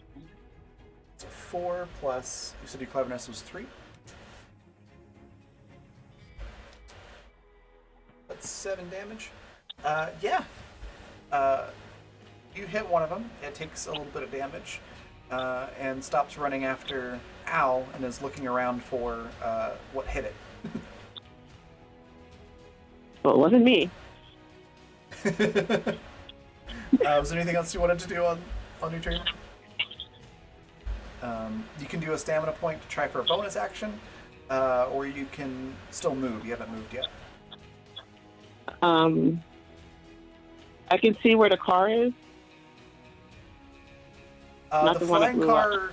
The flying car is no more. It's a fiery splat on the ground right outside the cave, and the jeep is inside. Yeah, the not cave. that car. His Jeep. Okay. It moves towards that. Move towards Al, you said? Yeah, why not? Yeah. Alright, then Amanda, it is going to be your turn. Okay, you've seen Steven Universe, right? I have not. Okay, I'm somewhat familiar with it, but I haven't actually seen it. okay, I just wanted to know so I could describe this. So, what Amanda is like having kind of like gets crosshand and kind of like rips it as kind of like having two yo-yos, one from each side, starts swinging left and right.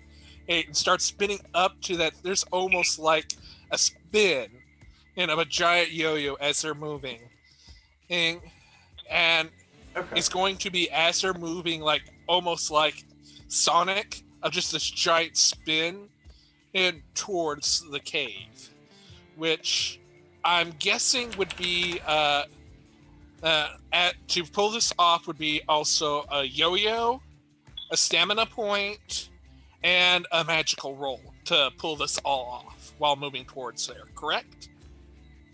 What exactly are you trying to do? Aside from Sonic just having spin, like with the yo-yos, like there's this like slashing dash to go through the dogs, almost like Sonic with a golden ring. Oh, okay, I gotcha. Yeah, spend a stamina point and then do a magic engineering roll. We'll see how effective your spinny thing is. That's decently effective. I'm going to spend a d6 to up that, if you don't mind. Not at all. Oh, again, I'm going to have to do it again. Like, I really want this to work. Alright. Drop it down to 3. So that's 22, 24, 26. You, it works really well. You're able to spin around and move at roughly twice your normal speed. And you're wanting to, like, hit one of the dogs or a couple of dogs on your way? Yeah, just essentially just on the way. So I would guess that would just be a yo-yo strike as I'm moving. I'll just do, let me just see how fast the dogs are. They're somewhat fast, but I don't think fast enough. Let's just have you roll damage on your yo-yo. Yep. 10. Okay. Yeah, that'll go ahead. That'll just do 10 damage to each one. As you pass through. Because I doubt I'll be able to do it in one turn. Is get to the cave, but when get to the cave, essentially be doing that to the rocks to hopefully slice them through. Okay. If you're trying to like drill your way through the rocks along the way, that would probably will be next turn, right? It would. Yeah, Like it definitely will, and that will be significantly harder. Also, the dogs, where you are, the dogs are sort of between you and Al. to the right, and then the cave is to the left. So what you can do is just sort of, the dogs are a little bit out of your way, but you can kind of like zoom that way and then turn around and go back towards the cave. Doesn't really affect anything mechanically, but just so you kind of know where everything is. Thank you. No problem. With that, we'll go back inside the cave, just explaining the situation again, and then we'll take a quick break. So next up will be Jeb, and what you see is the inside of the cave is firelit by the gas and grease fires that are burning just inside the inside of the cave, where the entrance used to be, and is now a bunch of boulders and debris and crystals that have piled up. There is one dire dog left in here that's still, I think, chewing on the bumper of the Jeep. And aside from that, it's just the three of you and the Jeep. There's a big, heavy crystal boulder type thing that's sort of wedged between the roll bars of the Jeep. The Jeep looks structurally fine, but you'll have to remove that before you can really get in and drive it.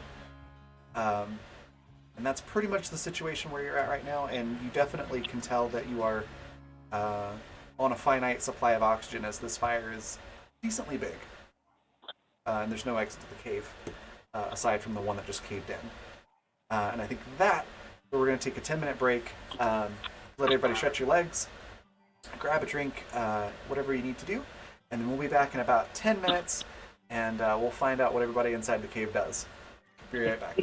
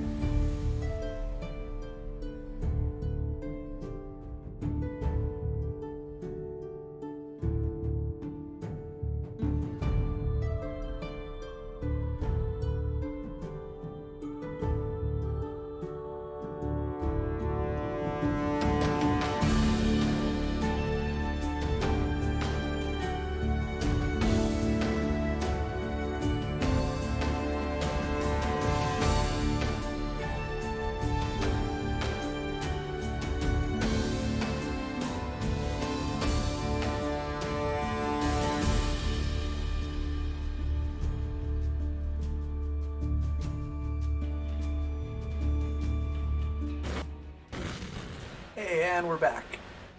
Oh, looks like might have to do some moving some cameras around. But we're back, and we're starting off with everybody in the cave. So it's going to start with Jeb. You know the situation. What would you like to do? I'm going to say, no, stop chewing on the bumper. I just fixed that. Stop it. And try to set that dog on fire. All right. Let's see here. Oh, we got two of these now. So Yeah, go ahead and do the attack. you, 22.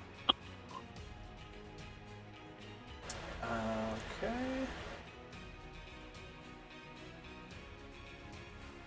Oh, nat 20. Ah, okay. Oh, it hops out of the way. I'm gonna spend a stamina point, potentially. What's that roll at? Oh, so that's 3 points that I have. Success.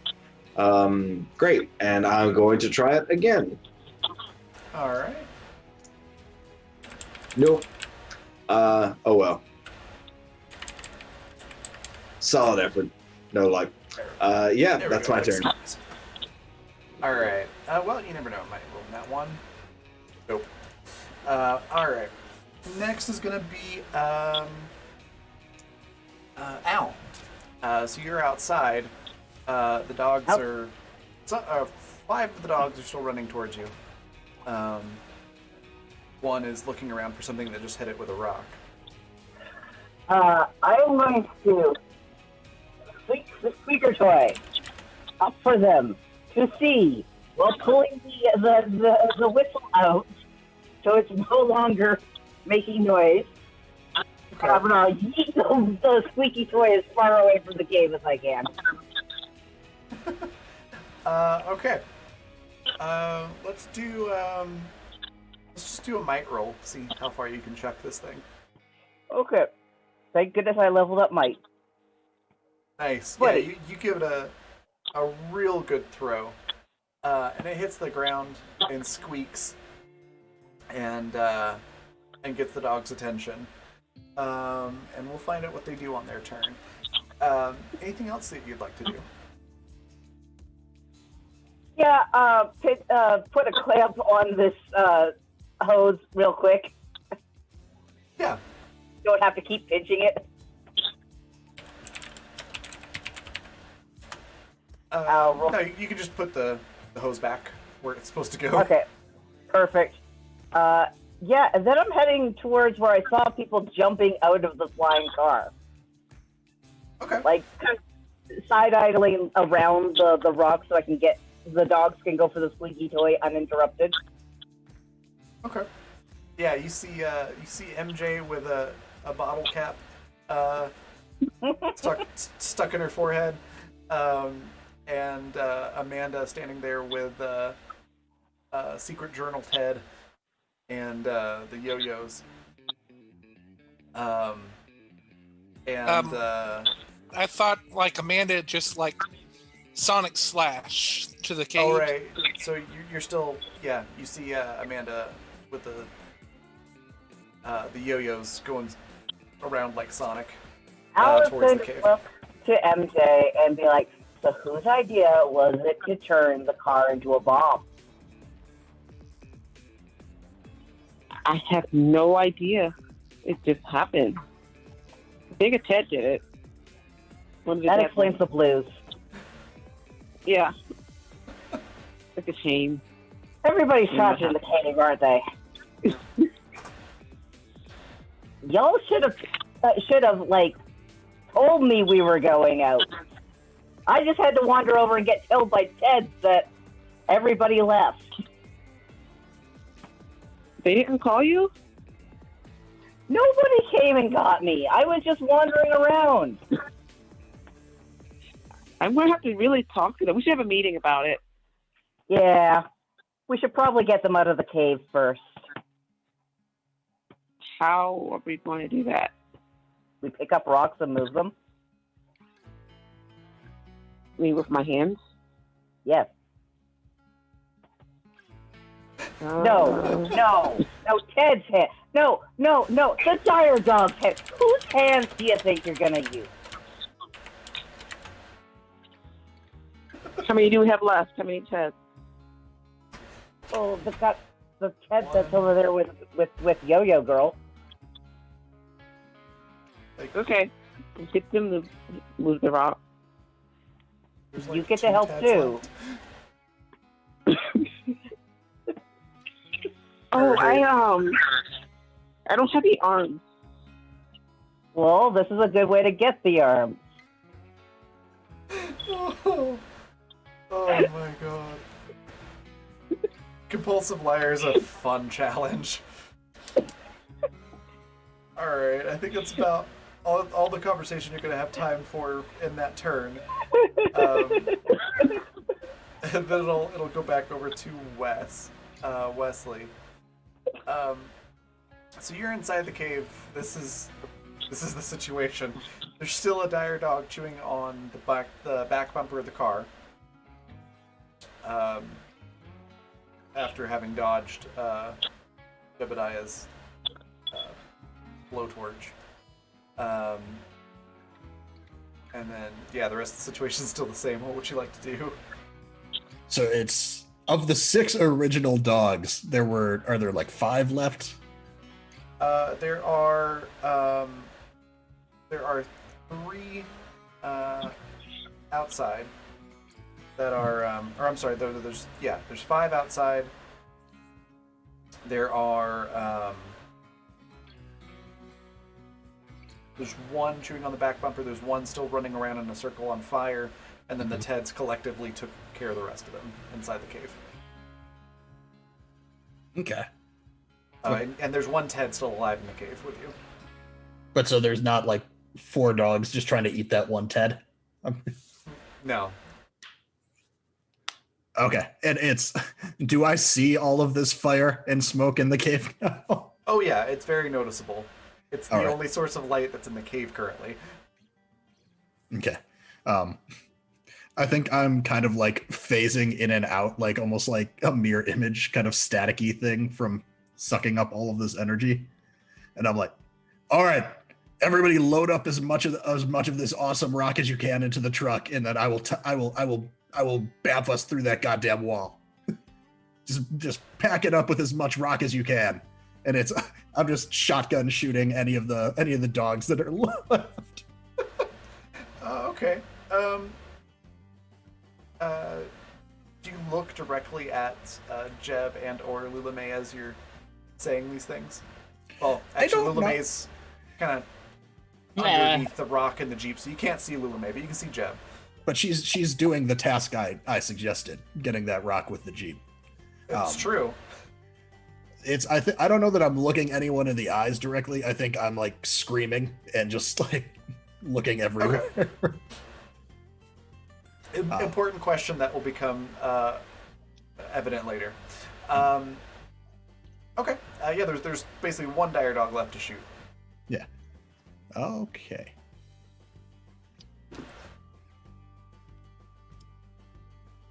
So that's. Oh no. Yeah, that's not nothing.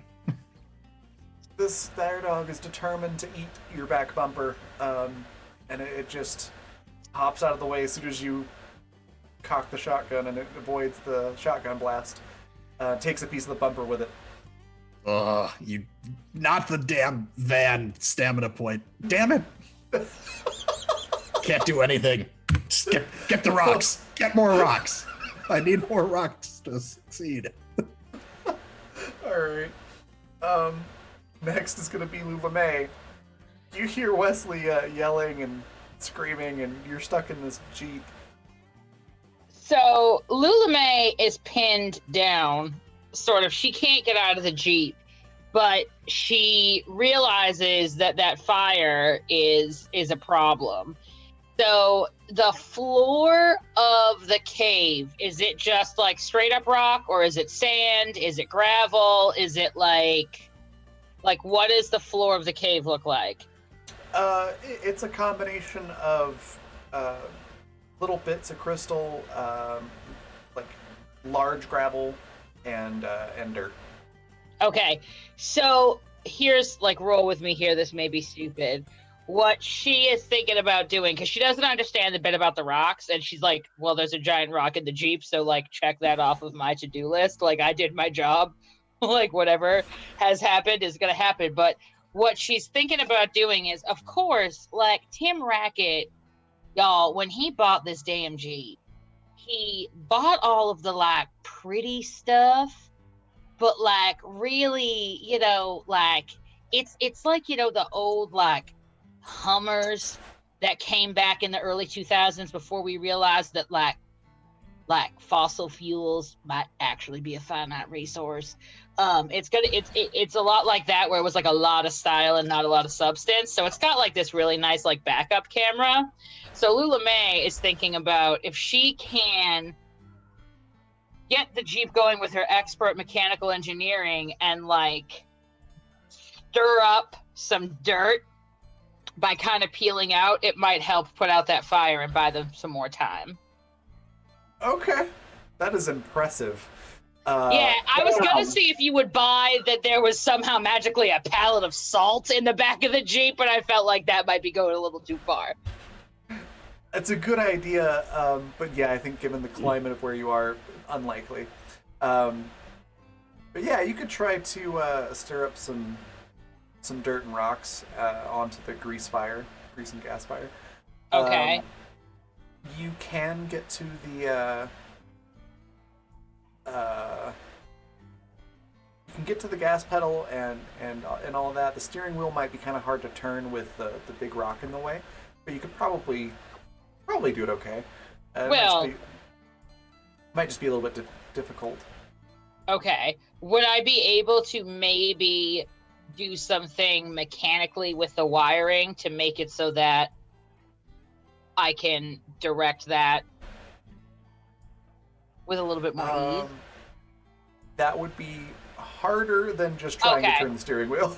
Okay, all right. No, I didn't know like where we were headed in terms of steering wheel difficulty. So would that be a mechanical engineering role? Yeah. All right. Hold on to your butts, kids.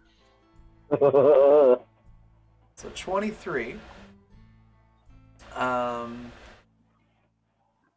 23. Just look something up real quick.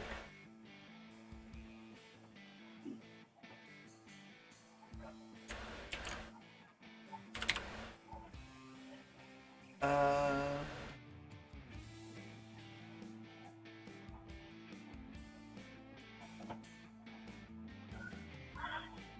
I will say with a 23, you're on the line of a step up in difficulty. The 23, you can accomplish what you're trying to do, but it's going to take you a couple of turns to really do it. If you want to spend a d6, you can get that up to 25. Then you could do it this turn. Okay. I'll toss a D6 in there. Because I feel like we're gonna die. So that brings me to a 28. Okay, then yeah, you're able to do that. You crank up the car, use the backup camera, and you're able to sort of like do little small, Like a donut. small donuts, yeah, and kick up a bunch of dirt into the grease fire. And so it doesn't completely put all the fires out, but it drenches enough of the oil and things to make it so it's more like a you've got like a campfire-sized fire instead of a inferno, which is actually giving you a decent amount of light without using up a ton of electricity. With a bonus action, can she kick the dire dog corpse like out the door so that it is like not on the fire but like next to it in prime baking sort of like roast? Like, I mean, I feel like y'all, we've been eating Ted for like 2 days. I think that perhaps our standards have lowered a bit. And, she just sort of is, like in the olden days where they'd have the fire and then the oven would be off on the side. She's going to put the dire dog, like, just in case anybody gets hungry. Sure, let's see if you get a bonus action. Fuck, I love Little May. Oh, no. Ah! Yeah, unfortunately, no. But good idea for next Okay. turn. Then the dogs are next. There's only really one dog inside that's left, other than the one that's still on fire running around. And I think they're going to try to dig their way out of the cave because they're both not really enjoying being here with you all that much anymore. Can't imagine why. Yeah. You all aren't fun. It's an 18 plus 3 for digging, 21. They've managed to dig themselves a little hole, at least, that they're hiding in, which will take everybody in the cave out of combat. Going outside of the cave, there's still like 5 more left. Chasing the squeaky toy. Yeah, they're all attacking the squeaky toy and sort of fighting over it. And then let's see here. That's 1, 2, 3. Okay, 3 of them do not succeed on their check to survive having eaten an EpiPen's worth of epinephrine. They basically just have a heart attack and fall over and die. One of them, like, explodes. Because it got an @1. Obviously had something else going on with it and it just explodes. I'll have so many questions about what the fuck y'all were doing. And I think that's going to be enough that the rest of them that did survive the the drugged meat are going to be busy eating their former friend. That they just don't care about you anymore. So you're all out of combat. Amanda, you were already heading towards the entrance of the cave, so I do want to address that before we go to just everybody can do anything they want out of turn. So you still want to try to drill through the opening? Okay, yes, but the thing is, it is less about the actual spinning of the actual yo-yos, but it's actually the air. So it is doing the same effect as like a water drill would do, but it essentially is by that kind of like lot of pressure that's by their movements of the yo-yo, and it's just spinning like right up there, and the shield expending out, so like it creates so lot of force of just the air.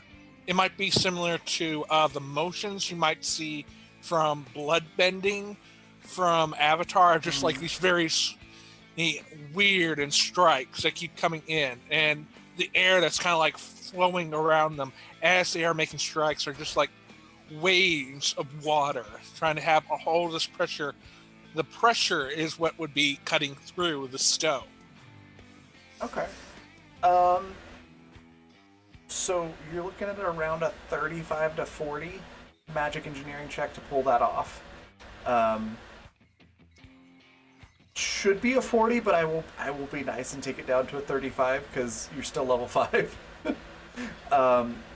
So you're welcome to try. Okay, I got something that might add a little spice to this. What if I add some plot points onto this? Would that make it any easier?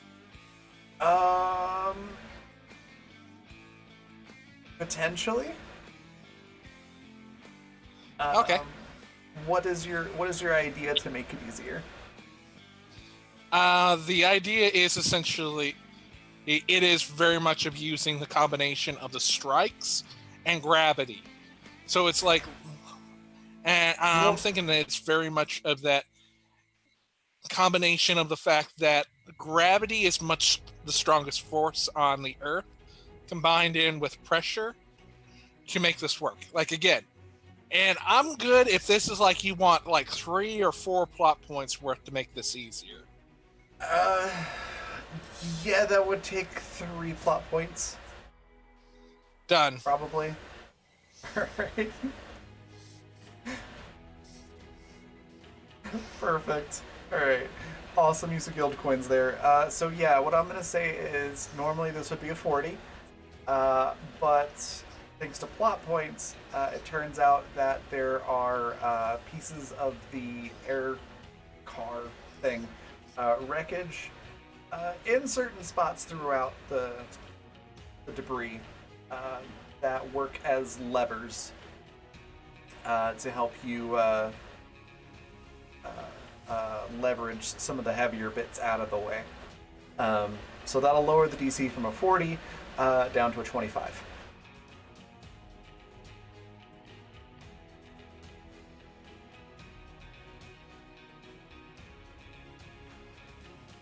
Magical engineering 2?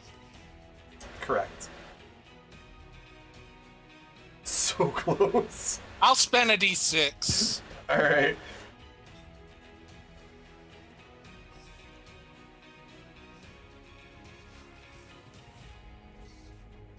I'll do it again.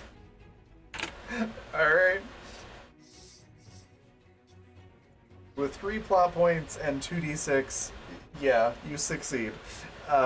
You're able to spend basically everything you've got on trying to get this debris cleared, and yeah, go ahead and describe how you get through the debris for us.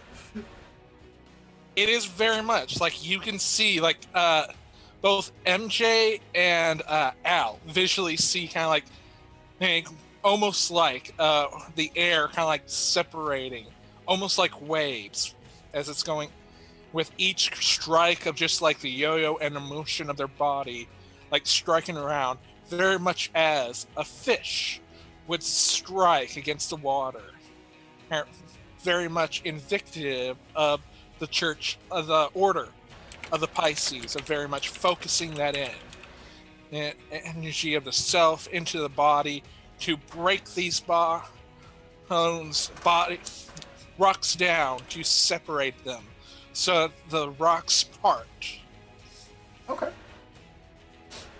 Yeah, that sounds good. That's what happens. Yeah, it sort of just ends up being like a wedge, which pushes a lot of the debris away. And there's an opening just big enough to fit a Jeep through. Hofspresso, that's a great question in chat. I bet you could if you got like the fine grind version of coffee. Cold brew coffee. The possibilities are endless. So yeah, we're out of combat now, and everybody's witnessed Amanda just yeet all these rocks out of the way into like a wedge opening. What do you all do? Lula May is going to kick like the door of the Jeep open. Like what's like I imagine like the big rock, right, has come down and wedged like in it. So she's like under the rock in the driver's like and passenger area. And so she's gonna like kick the door open and like shimmy herself out of the Jeep. Okay. Yeah, you're able to do that. MJ? Go ahead. I was going to say, MJ is just going to like look around, make sure she can see everybody, and look really relieved. And then she's just going to be like, "Oh, okay. What's next?" Jeb is going to be loading up the Jeep with all the rocks he can. All right. There's enough room that you could fit a few armloads into the back of the Jeep around the giant boulder-sized crystal that's currently sticking out from between the roll bars. Quick question: is there enough room in the Jeep for Allison to just like lay down and like take a nap? Yeah, like you'd have to like crawl. I'll wedge in. myself. I don't care. But you I'll can say fit in crawl there, into the Jeep and takes a nap. All right. I'm packing rocks around you, but I'm leaving you your room. See, Lula May, I told you it'd be fine. This was like, as far as vault hunting goes, this was like not that big a deal. This was like a good warm up. Lula May is gonna sort of look at him, remembering all the stuff with the rocks, and kind of be like, "Sure, yes, that was just walk in the park. What can I say? Better than prom night." And she's gonna look for a way to sort of heal herself up a little bit. Okay. I don't know, bandages. I don't know how that works. Sure. So thank you for the $6 donation to refresh the D6s. So you all have 3 D6 in the pool again. I also got 1 D6 from the 10 interactions on the game tweet. It's a little update there. And then yes, if you'd like to heal yourself, it would be a medicine check. Yeah. And I'm sure there's first aid kits in the Jeep, probably fancy ones from Timothy getting the survival package. So 14, y'all just went through a lot. I'm just going to call that a 15. So you're able to get 1d4 hit points back. Does anyone mention that they're hurt to Amanda? Lula May looks busted up. Like if it were like a pie chart of how dead I am, it would be straight 50-50. There'd be like 50% of me, which would be like maybe like pretty blue, right? Like a nice, happy, alive color. And then there would be another half of me that would be being digested by a dire dog. It's like that kind of pie chart. You look the bloodiest for sure, but I think we're all actively bleeding from bite wounds. Would you like me to do anything to help with that? Hey, if we're talking about hurt, my feelings are hurt. You left me behind. And whose fault for being very sneaky? I wasn't even sneaking. I was walking around in plain view. That's how good you are. We looked straight at you and could not find you. Y'all are assholes. That may be true, but do you need healing? Yes. Okay. No, I'm fine, but y'all, you owe me a squeaky toy. Give me a couple of rubber tires and I can help you with that. And Amanda says that as they go over to Lula May, and essentially like where they have on pressure points, will pull out like acupuncture or like sticks to just simply punch you, and your key points to heal you with life magic. All right, go ahead and give me a magic engineering roll. Don't have to worry about stamina points since you're out of combat.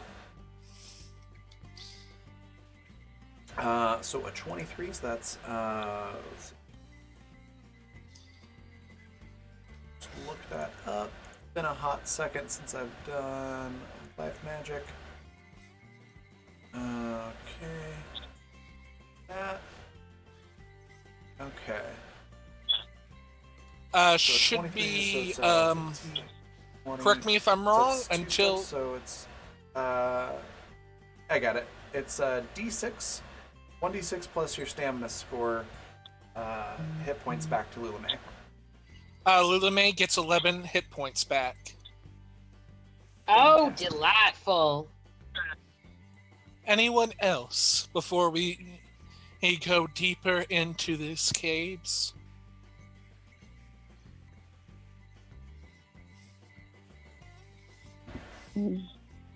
Does Jeb or Wesley ask for healing?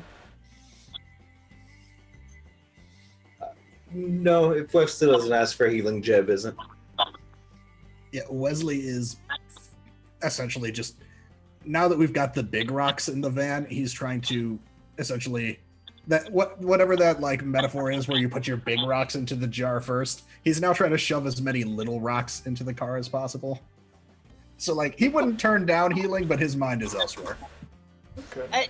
Lula May is gonna like gently like nudge Amanda and point to where there's I imagine like a half rotten dire dog tooth is like sticking out of his leg a little bit, and there's some blood running down. I'm gonna be like, darling, why don't you go over there and tap on him? And I think he could use that. It's been a rough time. I think everybody would feel real nice if you did that, darling. Yes, I can do that. And walks over and does the same to Wesley, while they're probably just have a handfuls of tiny rocks. Okay. Wesley, as you're getting healed, you look down and you don't see Amanda. You see Ted poking at your leg, being like, dumbass, you used the glowy rocks. That was a bad idea. Ted, I really don't know how in all of our travels you haven't figured out that I do not give two shits about your opinion yet. And Amanda, as you're healing, Wesley is saying all of this directed at you. Amanda is just nodding and understands that my opinion does not matter at all to Wesley.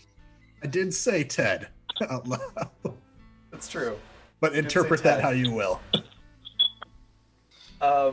Also, it's 1d8 plus your stamina score for hit points back to Wesley.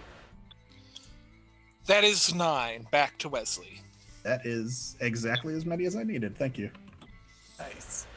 You're Do welcome. dogs have tetanus? Probably. They probably do have tetanus. She doesn't. Tetanus Now, unfortunately, because of Sassy Ted's betrayal, I feel like there might be something of value in here. Oh, that's gonna be a charm roll to sell that one.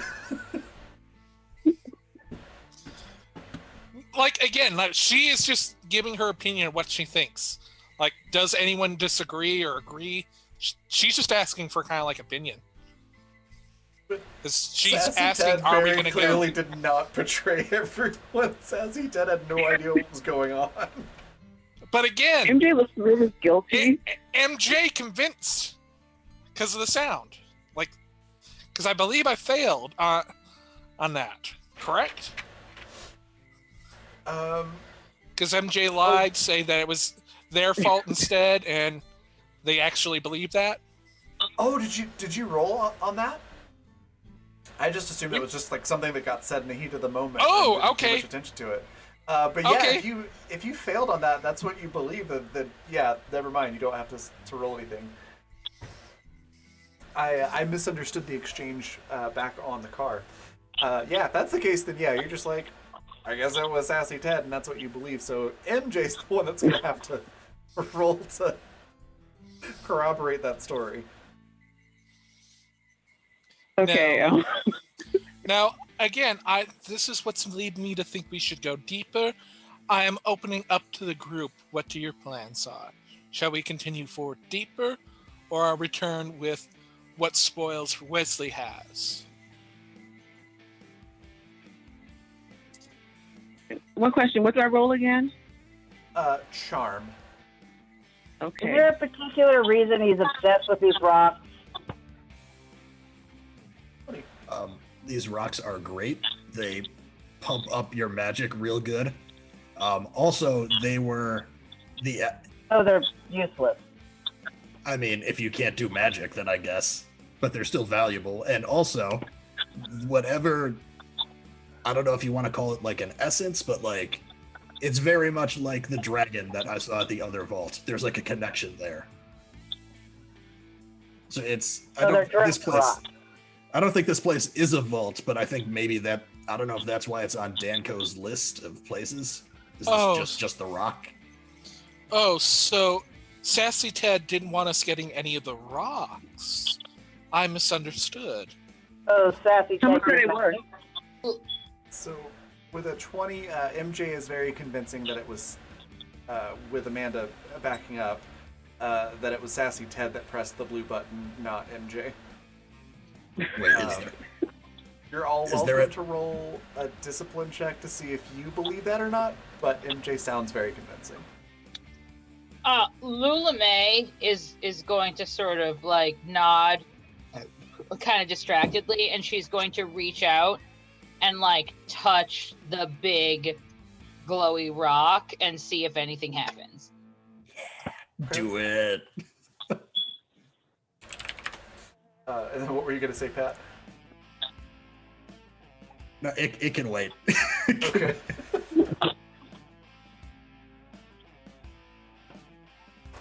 What do I roll? Do I roll something or no?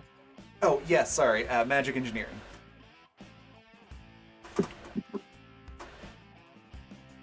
It feels like a rock to you. Okay. She's gonna kind of look at it like she's like not like it feels like a rock, but that's not like a satisfying answer for her. Like she's not done like trying to figure out what this is and why on earth a cave full of it would be on Danco's map.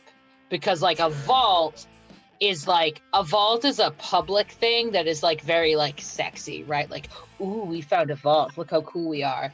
But like this is something that like, you know, like isn't that? So she's kind of trying to figure out like what the hell is Danco's angle with all of this business. Wesley, Makes sense. You get a. I'm not even gonna make you roll gut feeling for this. You just get a sense of like, yeah, there's definitely a deeper mystery here than just Yeah. some weird looking rocks. She's gonna like MJ take asked a if little piece of anybody knew it. what it's worth.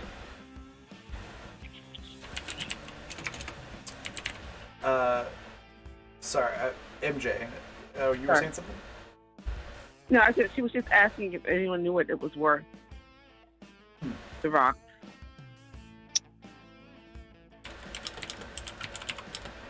I mean, I it's very valuable if you can use it.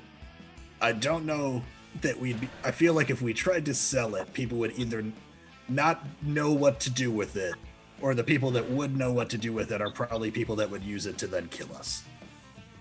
That is very astute. It's valuable for getting shit done, I think, and keeping away from our enemies.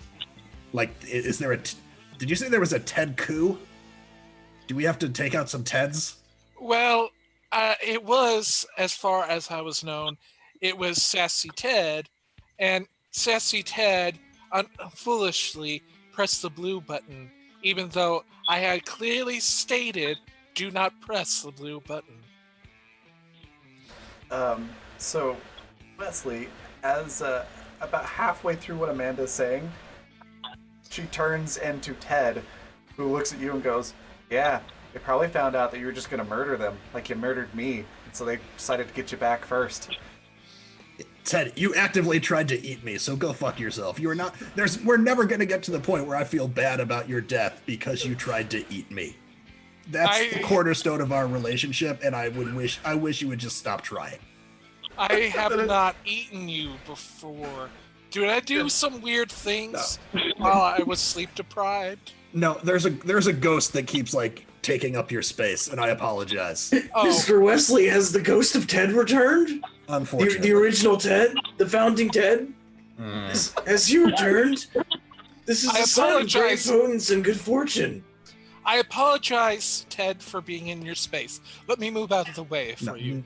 Never apologize to this Ted. He does not deserve it. Oh, then I am wrong. Allow me to correct myself. Fuck you, Ted. We really got to find like an exorcist for this cult. Well, about that time, you hear Brownie on your shoulder, just like slowly fading into the background. "We'll be back," and your eyes stop glowing purple, and you stop seeing Ted and Brownie. Lula May is gonna take a small chunk of the rock, and put it in a zipper pocket in her utilikilt apron. Yes. Now, is the idea to go back to the sleeveless Ted's location, or to go to a new location? Because if we're going back to the Ted's, I might be able to perform some experiments on the rocks for you.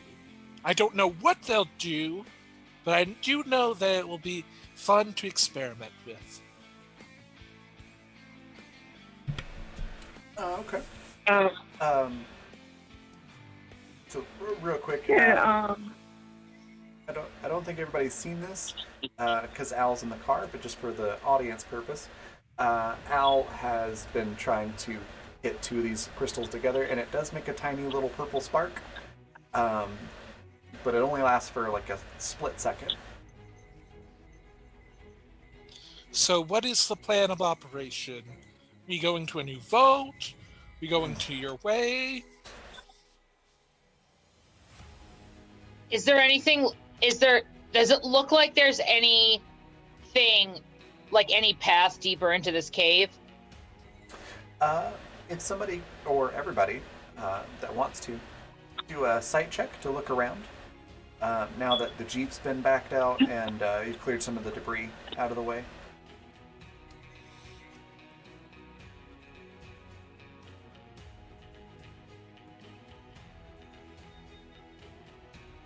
So it's a 20, 24, 23.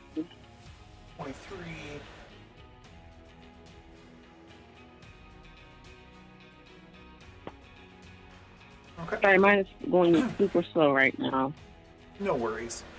And then Alex, to answer the question on the spark, yeah, with more trial and error, you're able to find out that it feels less fiery and more electrical, but not quite electrical either. But it's closer to electricity than it is to fire. And then, yeah, everybody who rolled a 20 or higher on site, and I'm assuming would probably point it out to anybody that didn't. You notice that where the Did my Jeep rolls go hit- through? Oh yeah, it did 25. So MJ notices this right off the bat as well.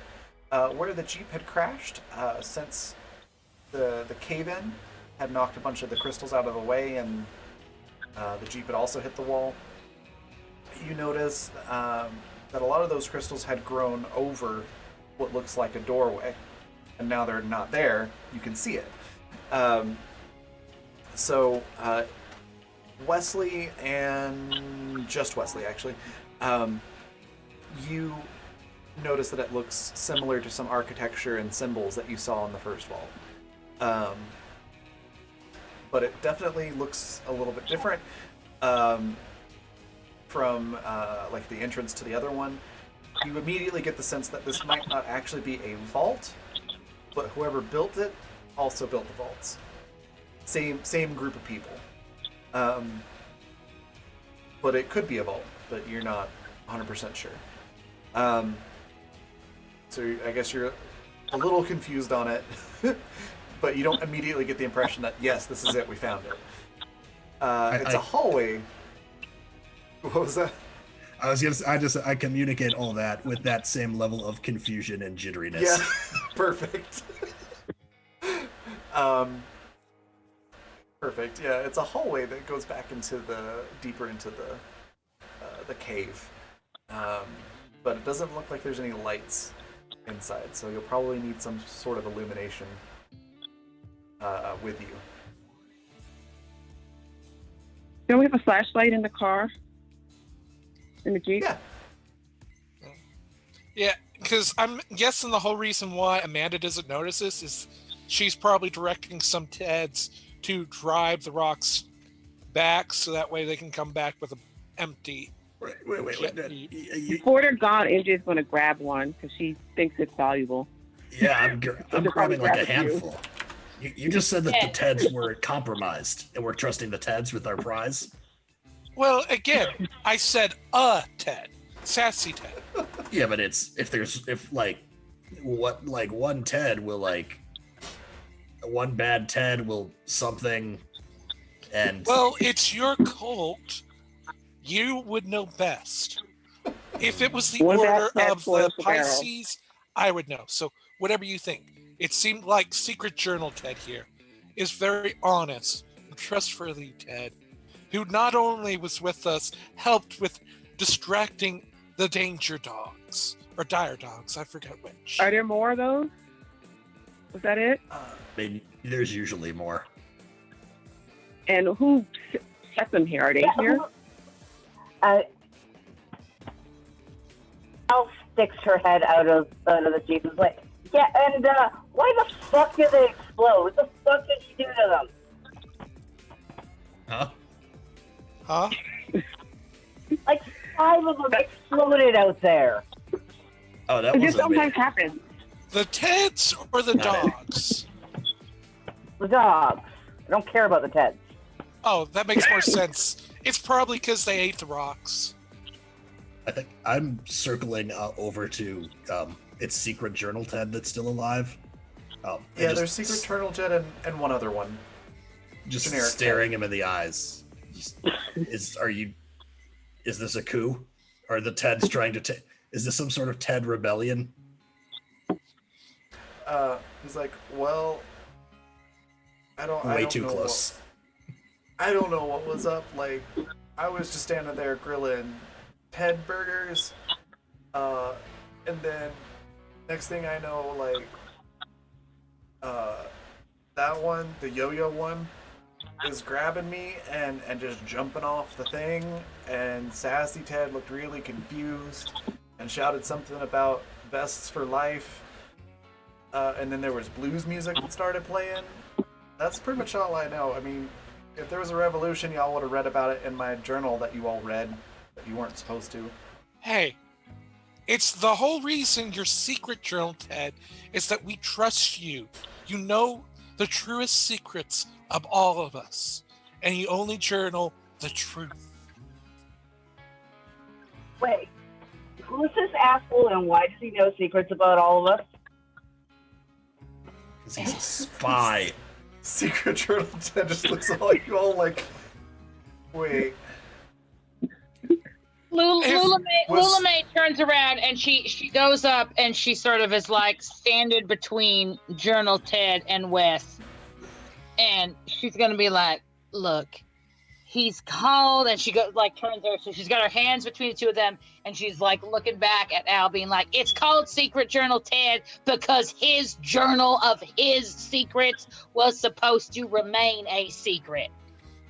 And no, Wes, there's no plans for a coup in there. It's just it. Ted's got some cousins back home, and it's a lot. There's a lot. It's a very difficult family, and that was a way for him to process his feelings. And I think we need to respect a level of. Shit. Y'all read a privacy. journal? What the fuck's wrong with you? Do I look did like I not. need help? No, it's a secret journal. Clearly, Why? you're not Okay, supposed why to. were y'all reading Because it? it's a secret. I haven't. The secret journal Ted just looks at Wesley, kind of leans in closer and says, "Did y'all pass out like the special moonshine already? Did I not get? Y'all look like you high on something, and I think I missed out on it. Can I still get some?" Hold on. Maybe, and pulls out like a lone jug with a Diamat steak in it. Was it this one? Was this With a the what in secret it? one I was given? A jug with what in it? A dynamite stuck in it. It's like unlit. Like, I'm guessing they put the dynamite in there for flavoring. Yeah, he's like, "Oh, okay, yeah, sure, I'll take some." What happens if we put the rock inside of it? Like a tiny one. Do we have a jug that could fit the rock inside of it? Like a small one, like a Allison pulls out of her pocket one about like the length of a silver quarter, and it's just like pure crystal. Reaches over, drops it into the bottle. Amanda slowly puts it on the ground and then just runs like hell away. Allison looks to Secret Journal that points at the bottle and says, "Drink it." Wait, are you trying to get him to drink the magic rock or the dynamite? Both. Because we don't know if we can trust him with the magic rock yet. That journal, what if we were supposed to find that journal? It was a decoy journal to pull at your heartstrings. Oh Lord! You do not. Oh God! Ted- Lula May's gonna take I would drink it myself, but I don't have a mouth.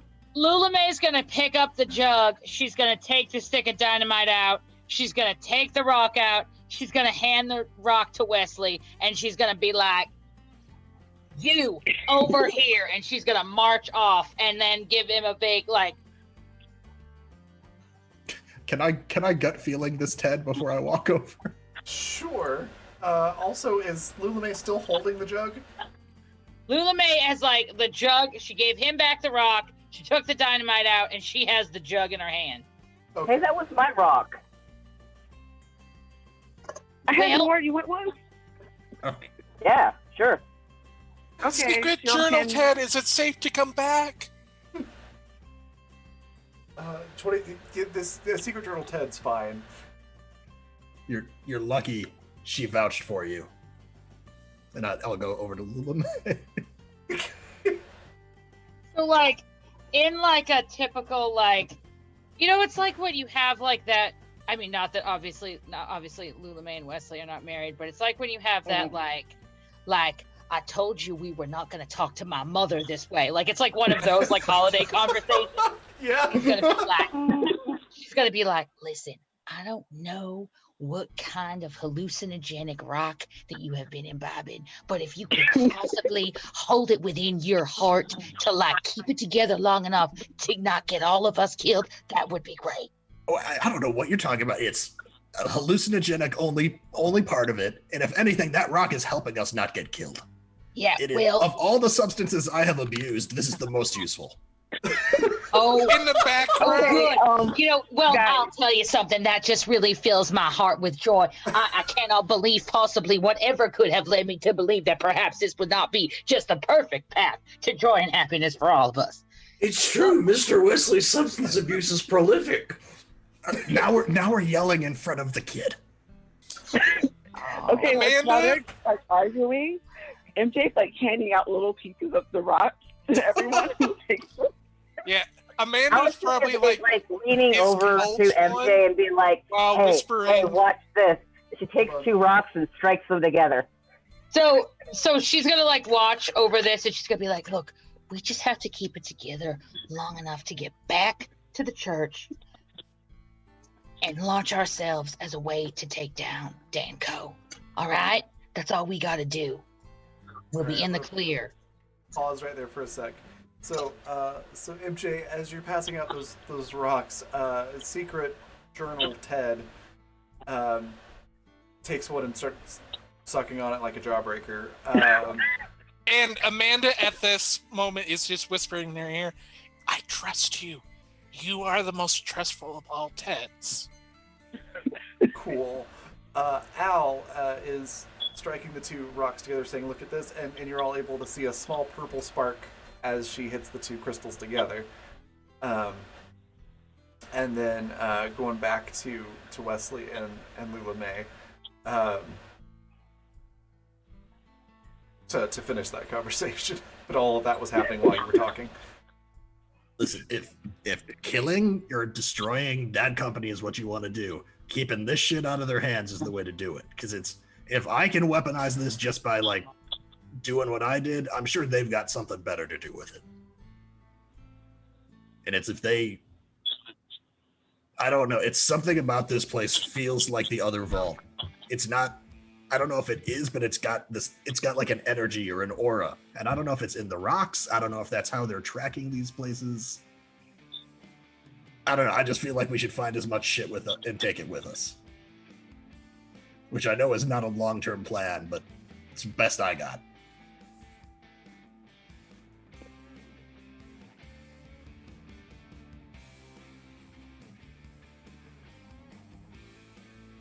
I say we do what Mr. Wesley says. Wesley is the accredited person here. It's So we don't let throw a huge rock at the pile and see what happens. Maybe a bigger spark. Well, if you're gonna throw it at anyone, throw it at me. I can at least dodge it. maybe. Well, then you throw it back. We can play like dodgeball. Oh, okay. I love that. Like, MJ just keeps throwing rocks at Amanda as they try just dodging out of the way each time. Allison leans over to MJ and is like, I'm pretty sure it's something like electricity. Think you can make a battery out of it? Yeah, let's do that. I agree. That's a good idea. And then we can make a big gun. Yeah, Lula May is Too big definitely time. thinking about ways if she what would happen if she gets some of her tools on this rock. Like if she could make some pretty nice weapon modifications for the team. A big gun Is it seems power? kind of Will it limiting. power my multi-tool? Yeah. I think kind of like we work together, we can actually come up with something more than just a big gun. Like, because I think that's a good start for prototyping things. Is we have a gun that way, you can see how the energy is outputted, and then maybe we can funnel that into being a battery of sorts. Because I'm thinking that might be much better than gasoline and grease. Because I think if we replace No, it, you maybe get battery first in order to power the gun. yes. Well, can you hook it to our multi-tool? Ooh, that sounds like a great idea. Let's try that. And then a battery, and then a gun that is big, like they said, and that shoots out something. They have very strong feelings for big guns. Yeah, but again, I feel like we can, because this feels like we could use an energy source. Because think about it. What if we had a suit with that in there? That might allow Wesley to not only do their facing, but think about it, they could do a whole car with just one crystal. Why are we turning Wesley into a badass? I mean, to be fair, that wouldn't be the first time I've done it, and that was my escape plan before you blew open the place. We could definitely make that shit happen. Lula May kind of turns in, kind of gets a little crafty smile on her face. She's looking at the piece of rock, and she takes out one of her tinkering things and starts kind of tapping it very lightly. And she's like, So, Wesley, darling, this rock gives you the power to sort of move yourself through things and do quite a bit of damage like way, yeah? Yeah, I could kind of do. I could do that on my own without it, but it seems to jumpstart it quite a bit. So is the plan we're going to go deeper for more? Oh, Or yeah. are we going to test with the stuff first? I'm. If Oh, I if- can't use the shit, so I'm for going deeper. yeah, if Danko already knows about this place, I'd say let's grab everything that's not nailed down and take it back somewhere else. Mm-hmm. Okay, I so agree. I don't think we want to leave this place because, whatever we did to those transponders, they've got to know that we're here, or they at least know we're coming. So this may be our only shot to grab anything that's here. Actually, Secret Ted? with what you did to the transponders and everything, they think you're on the other side of the planet right now. Yeah, Al did some real funked up shit to her tracker on her transponder, remember? Yeah. MJ blended hers. Yep. So you're actually safe there, but quick question for Lula May. What did you do with that jug? You still So holding she's just got it, like the jug of moonshine. it? Okay. Oh, you drank it, got it. No. No. She just has it. It was more like she wasn't trying to do anything with it. It was more like, the kids are fighting over the remote control truck, and she took the truck and she took the remote control. Yeah. Generic Ted walks up to you and asks if he can hold that. Generic Ted? Yeah, the one that killed the dire dogs, but has no other distinguishing features. Yes. Asked if he can hold it.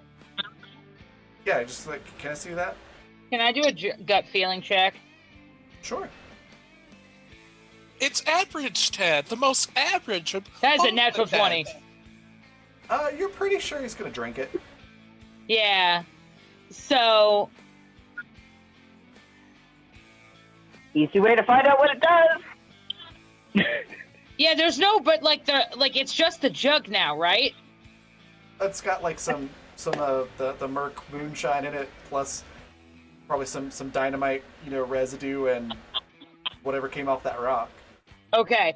So Got all of Lula that went May in the is same going. jug. Yep. I was confused. Sorry. Lula May is going to go over to the Jeep, and she's going to be like, she's actually going to say to the generic kid, she's going to be like, now, you need to ask Mr. West if it's all right if you have some. He looks over at Wesley and goes, Wesley, sir, can I have some alcohol?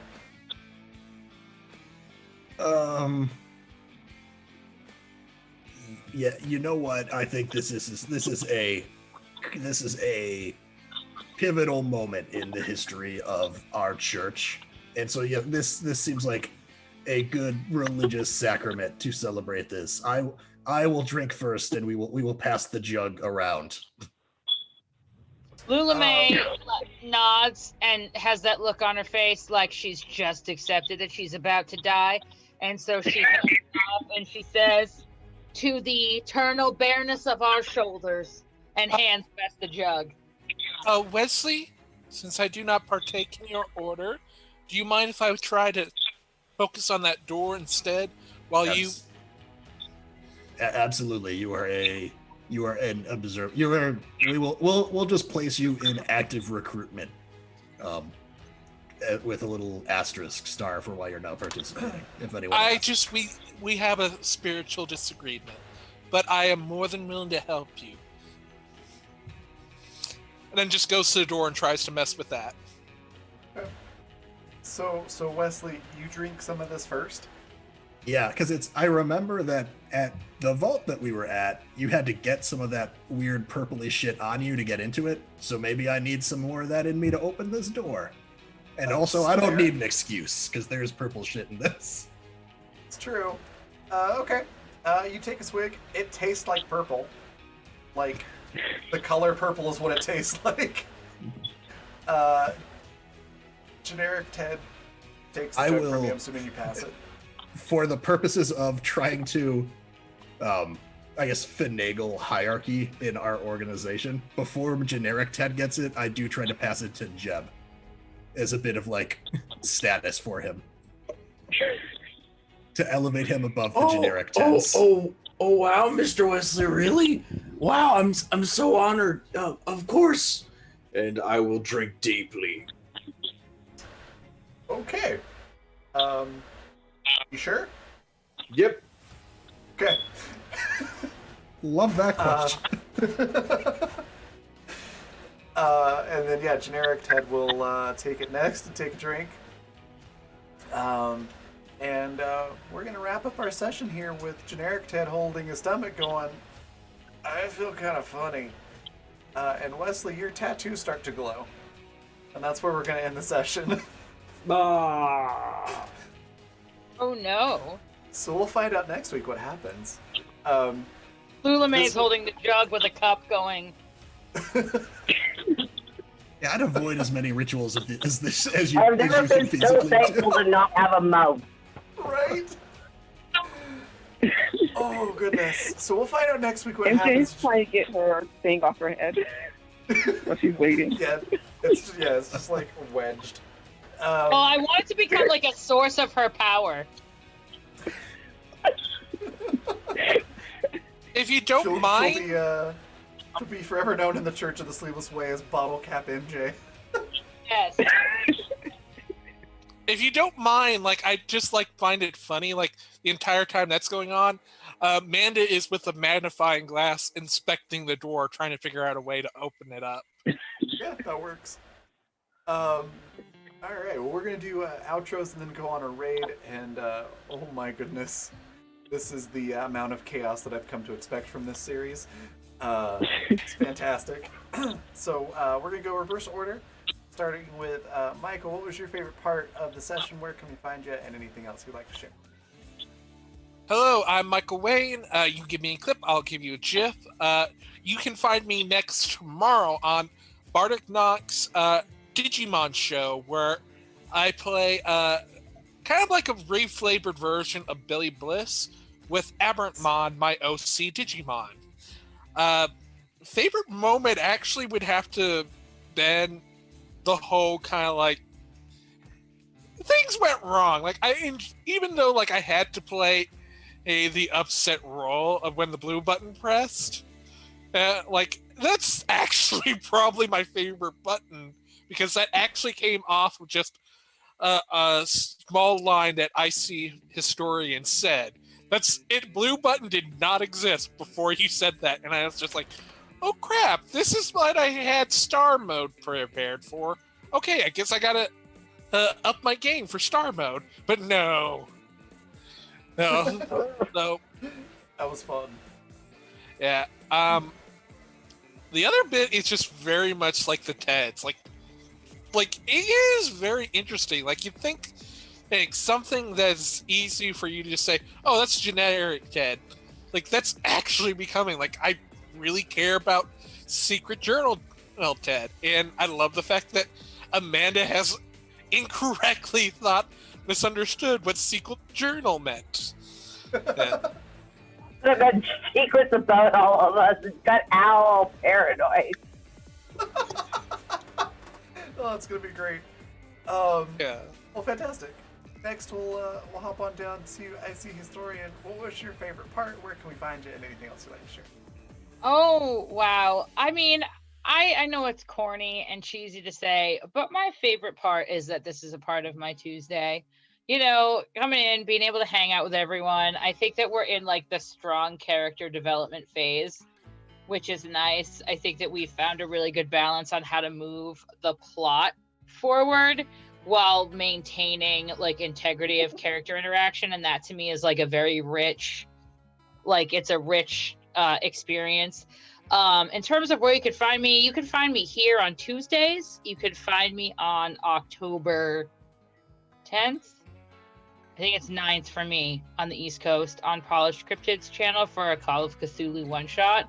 If anyone knows me, they know I never met an old one that I didn't love. So I'm pumped for that. with a tack trick. That's going to be a ton of fun. And other than that, you can find me on Twitter at this handle talking about education and politics and how those two things are 100% intersect, and also games. Fun note too, Polished is who we're going to go raid in a minute, so Yeah! that's awesome. I'm pumped. Yeah, passing on over to Pat. Favorite part, where can we find you, and anything else you'd like to share? I think my favorite part's two parts. I loved the Lula May pulling me aside to chew me out conversation. Like, get your shit together so we don't all die. Yeah. And I also just love how, like, effortlessly MJ just rolls into all of these different lies, and it always cracks me up every time. You can find me. I am on Twitch and Twitter as Attack Trick. You can see me next on my channel on Friday with Zan and our good buddy Leland playing in some Divinity Original Sin 2 co-op. And then besides that, you can catch me quite a bit on Polished channel coming up in the Call of Cthulhu game that Jet mentioned. Actually, on this Saturday night in our finale of our little Apocalypse World 4-part miniseries. And then the week after our Call of Cthulhu game, I'll be running a game of Trophy Dark for Halloween spooky season, which we still have a seat or two open left. So if you're interested in that, let me or Polished know. Awesome. A lot of cool stuff. Next, we'll pass it on down to Alex. What was your favorite part? Where can we find you? And anything else you'd like to share? Oh man, I think my favorite part was just how easily everybody expected Al to like catch back up with them, and just like oh, right, we forgot you. Shit. Well, we're being chewed on. Also, Jeb being an absolute fucking little badass. That was pretty cool. You can find me around on Thursday on Alien Jays, where I will be playing group games with Jay and Co. And Norlax and such. And then I'm back here on Saturday for Animus Apprentice, where I play a very different sort of character. Allison doesn't try to adopt everybody, at least. You're not all her children. She doesn't do children. I was gonna say, Seattle's like ship dad, and Allison is just like piss off. I thought the space ant. No, Allison does not do kids. Yeah, but so doesn't it ant, but they still bring along children to their crazy antics when they get drunk. I still don't think that's really Al, but we can talk about it later. That's cool. And then, so we can find you on Thursday on Alien Juice. Was there anything else? Saturday, Animus Apprentice. You can also find me around on Twitter. My personal is at Agent Boss, and my art channel is at Canned Chaos Art. So yeah, see y'all around. Awesome. Next, we'll pass it on over to Nikki. Tell us, what was your favorite part? Where can we find you? And anything else you'd like to share? I kind of really liked when MJ was like handing out the rocks when like Wesley and Lula May were talking, kind of arguing. Like you're being all serious, and she's supposed to like, let's do this, let's play with these things that might be dangerous. That was great. Just the bunch of us just standing there, just knocking them all together to make them spurt. See the Journal Tad just sucking on one like a jawbreaker. It was great. That was awesome. Yeah, I kind of like that dynamic when that happens. And actually, the whole game was really fun. I had a great time. And I forgot what else I was going to say. Party on. Find you. Oh. We can find you again. I know here Friday night for Friday night mass. School not days, mass. yeah. Yes, school days. I literally just did the same Yeah. thing in my head. I was like, for mask, no wait, that's the system. School days, that's the name of the show. I'm a mind reader. Yep. It's the cap. It's the bottle cap. I'm taking it All off right. now. All right. We'll pass it on up to Zan. What was your favorite part? Where can we find you? Anything else you'd like to share? Yeah. So I think my favorite part is seeing Wesley slowly dip back into being the monster that he was last season. I'm excited to watch the wherever that road is going to take us. As for where you can find me next, I'm gonna be over on Attack. I'll be on Polish channel on like Friday super early morning, because that's afternoon, like afternoon evening time over in Japan, Australia time zones. And then, like Patrick mentioned, I'll be doing a Divinity Original Sin playthrough. Unfortunately, after that, I'll probably be taking a little bit of a break from streaming for a week or two, moving across the world. So life's gonna happen in a big way, and yeah, I'll be MIA for just a little bit. But I'm looking forward to getting back in just as quick as I can find internet and a reliable connection. But yeah, you also. I should have a demo trailer for the game that I'm working on coming out that I did some voiceover work for in the near future. So keep your eyes peeled on facebook.com/necronomignon, like filet mignon, French for small, and you'll be able to see me doing some cool stuff on there. Or just follow my Twitter, and I'm sure I'll post a link to it, being the egomaniac that I am. Yeah. Awesome. So that just leaves me. My favorite part. I enjoyed getting to do Brownie and Ted again, and all of that, of course, is centered around Wesley's slow descent back into chaos. Um, so I enjoyed that, and seeing just Pat your reaction, finding out what these crystals do, and that mental dilemma of like, do I do this or do I not do this? That was great. But all of it was a lot of fun. I loved all the Nat 1s and the Nat 20s doing crazy cool and crazy chaotic stuff. And I was very impressed with Lula May's solution to putting out the fire. That was really cool. Yeah, I'm excited for all of it. Next week's gonna be pretty awesome too.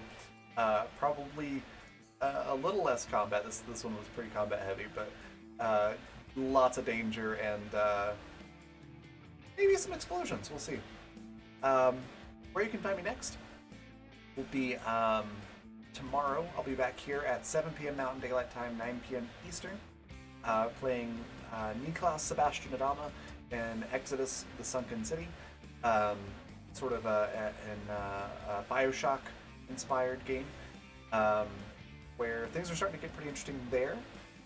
We're getting deeper into the city. And then Friday, still not 100% sure if Neon Devils is happening on Friday or not, because Yaz will be traveling during that time, and she's the DM, so not sure if that's going to happen or not, but I will keep you all apprised on Twitter, which is right below my face here.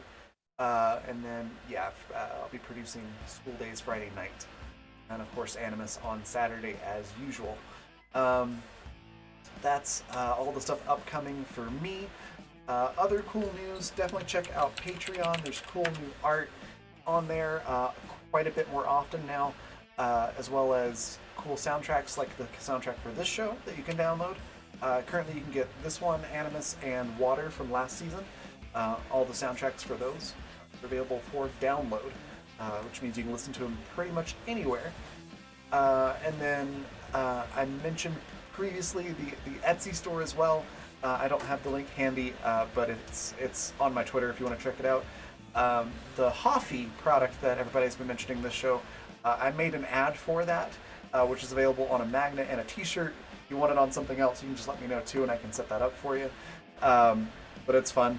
I'll be making more merch and art for ads and things like that for all these different products in the show as well as we go along. I think the Ted canned meat is going to be the next one. So definitely check that out too. And like I said, we're going to go on a raid. Our raid cry is there in chat. Feel free to copy and paste that as we go in. And we're going to go raid. She just started going streaming. Just double check. Yes, she's still live. We're going to go raid Polished. Polished Scripted. Awesome person and streamer. Definitely check her out and give her a follow if you're not doing so already.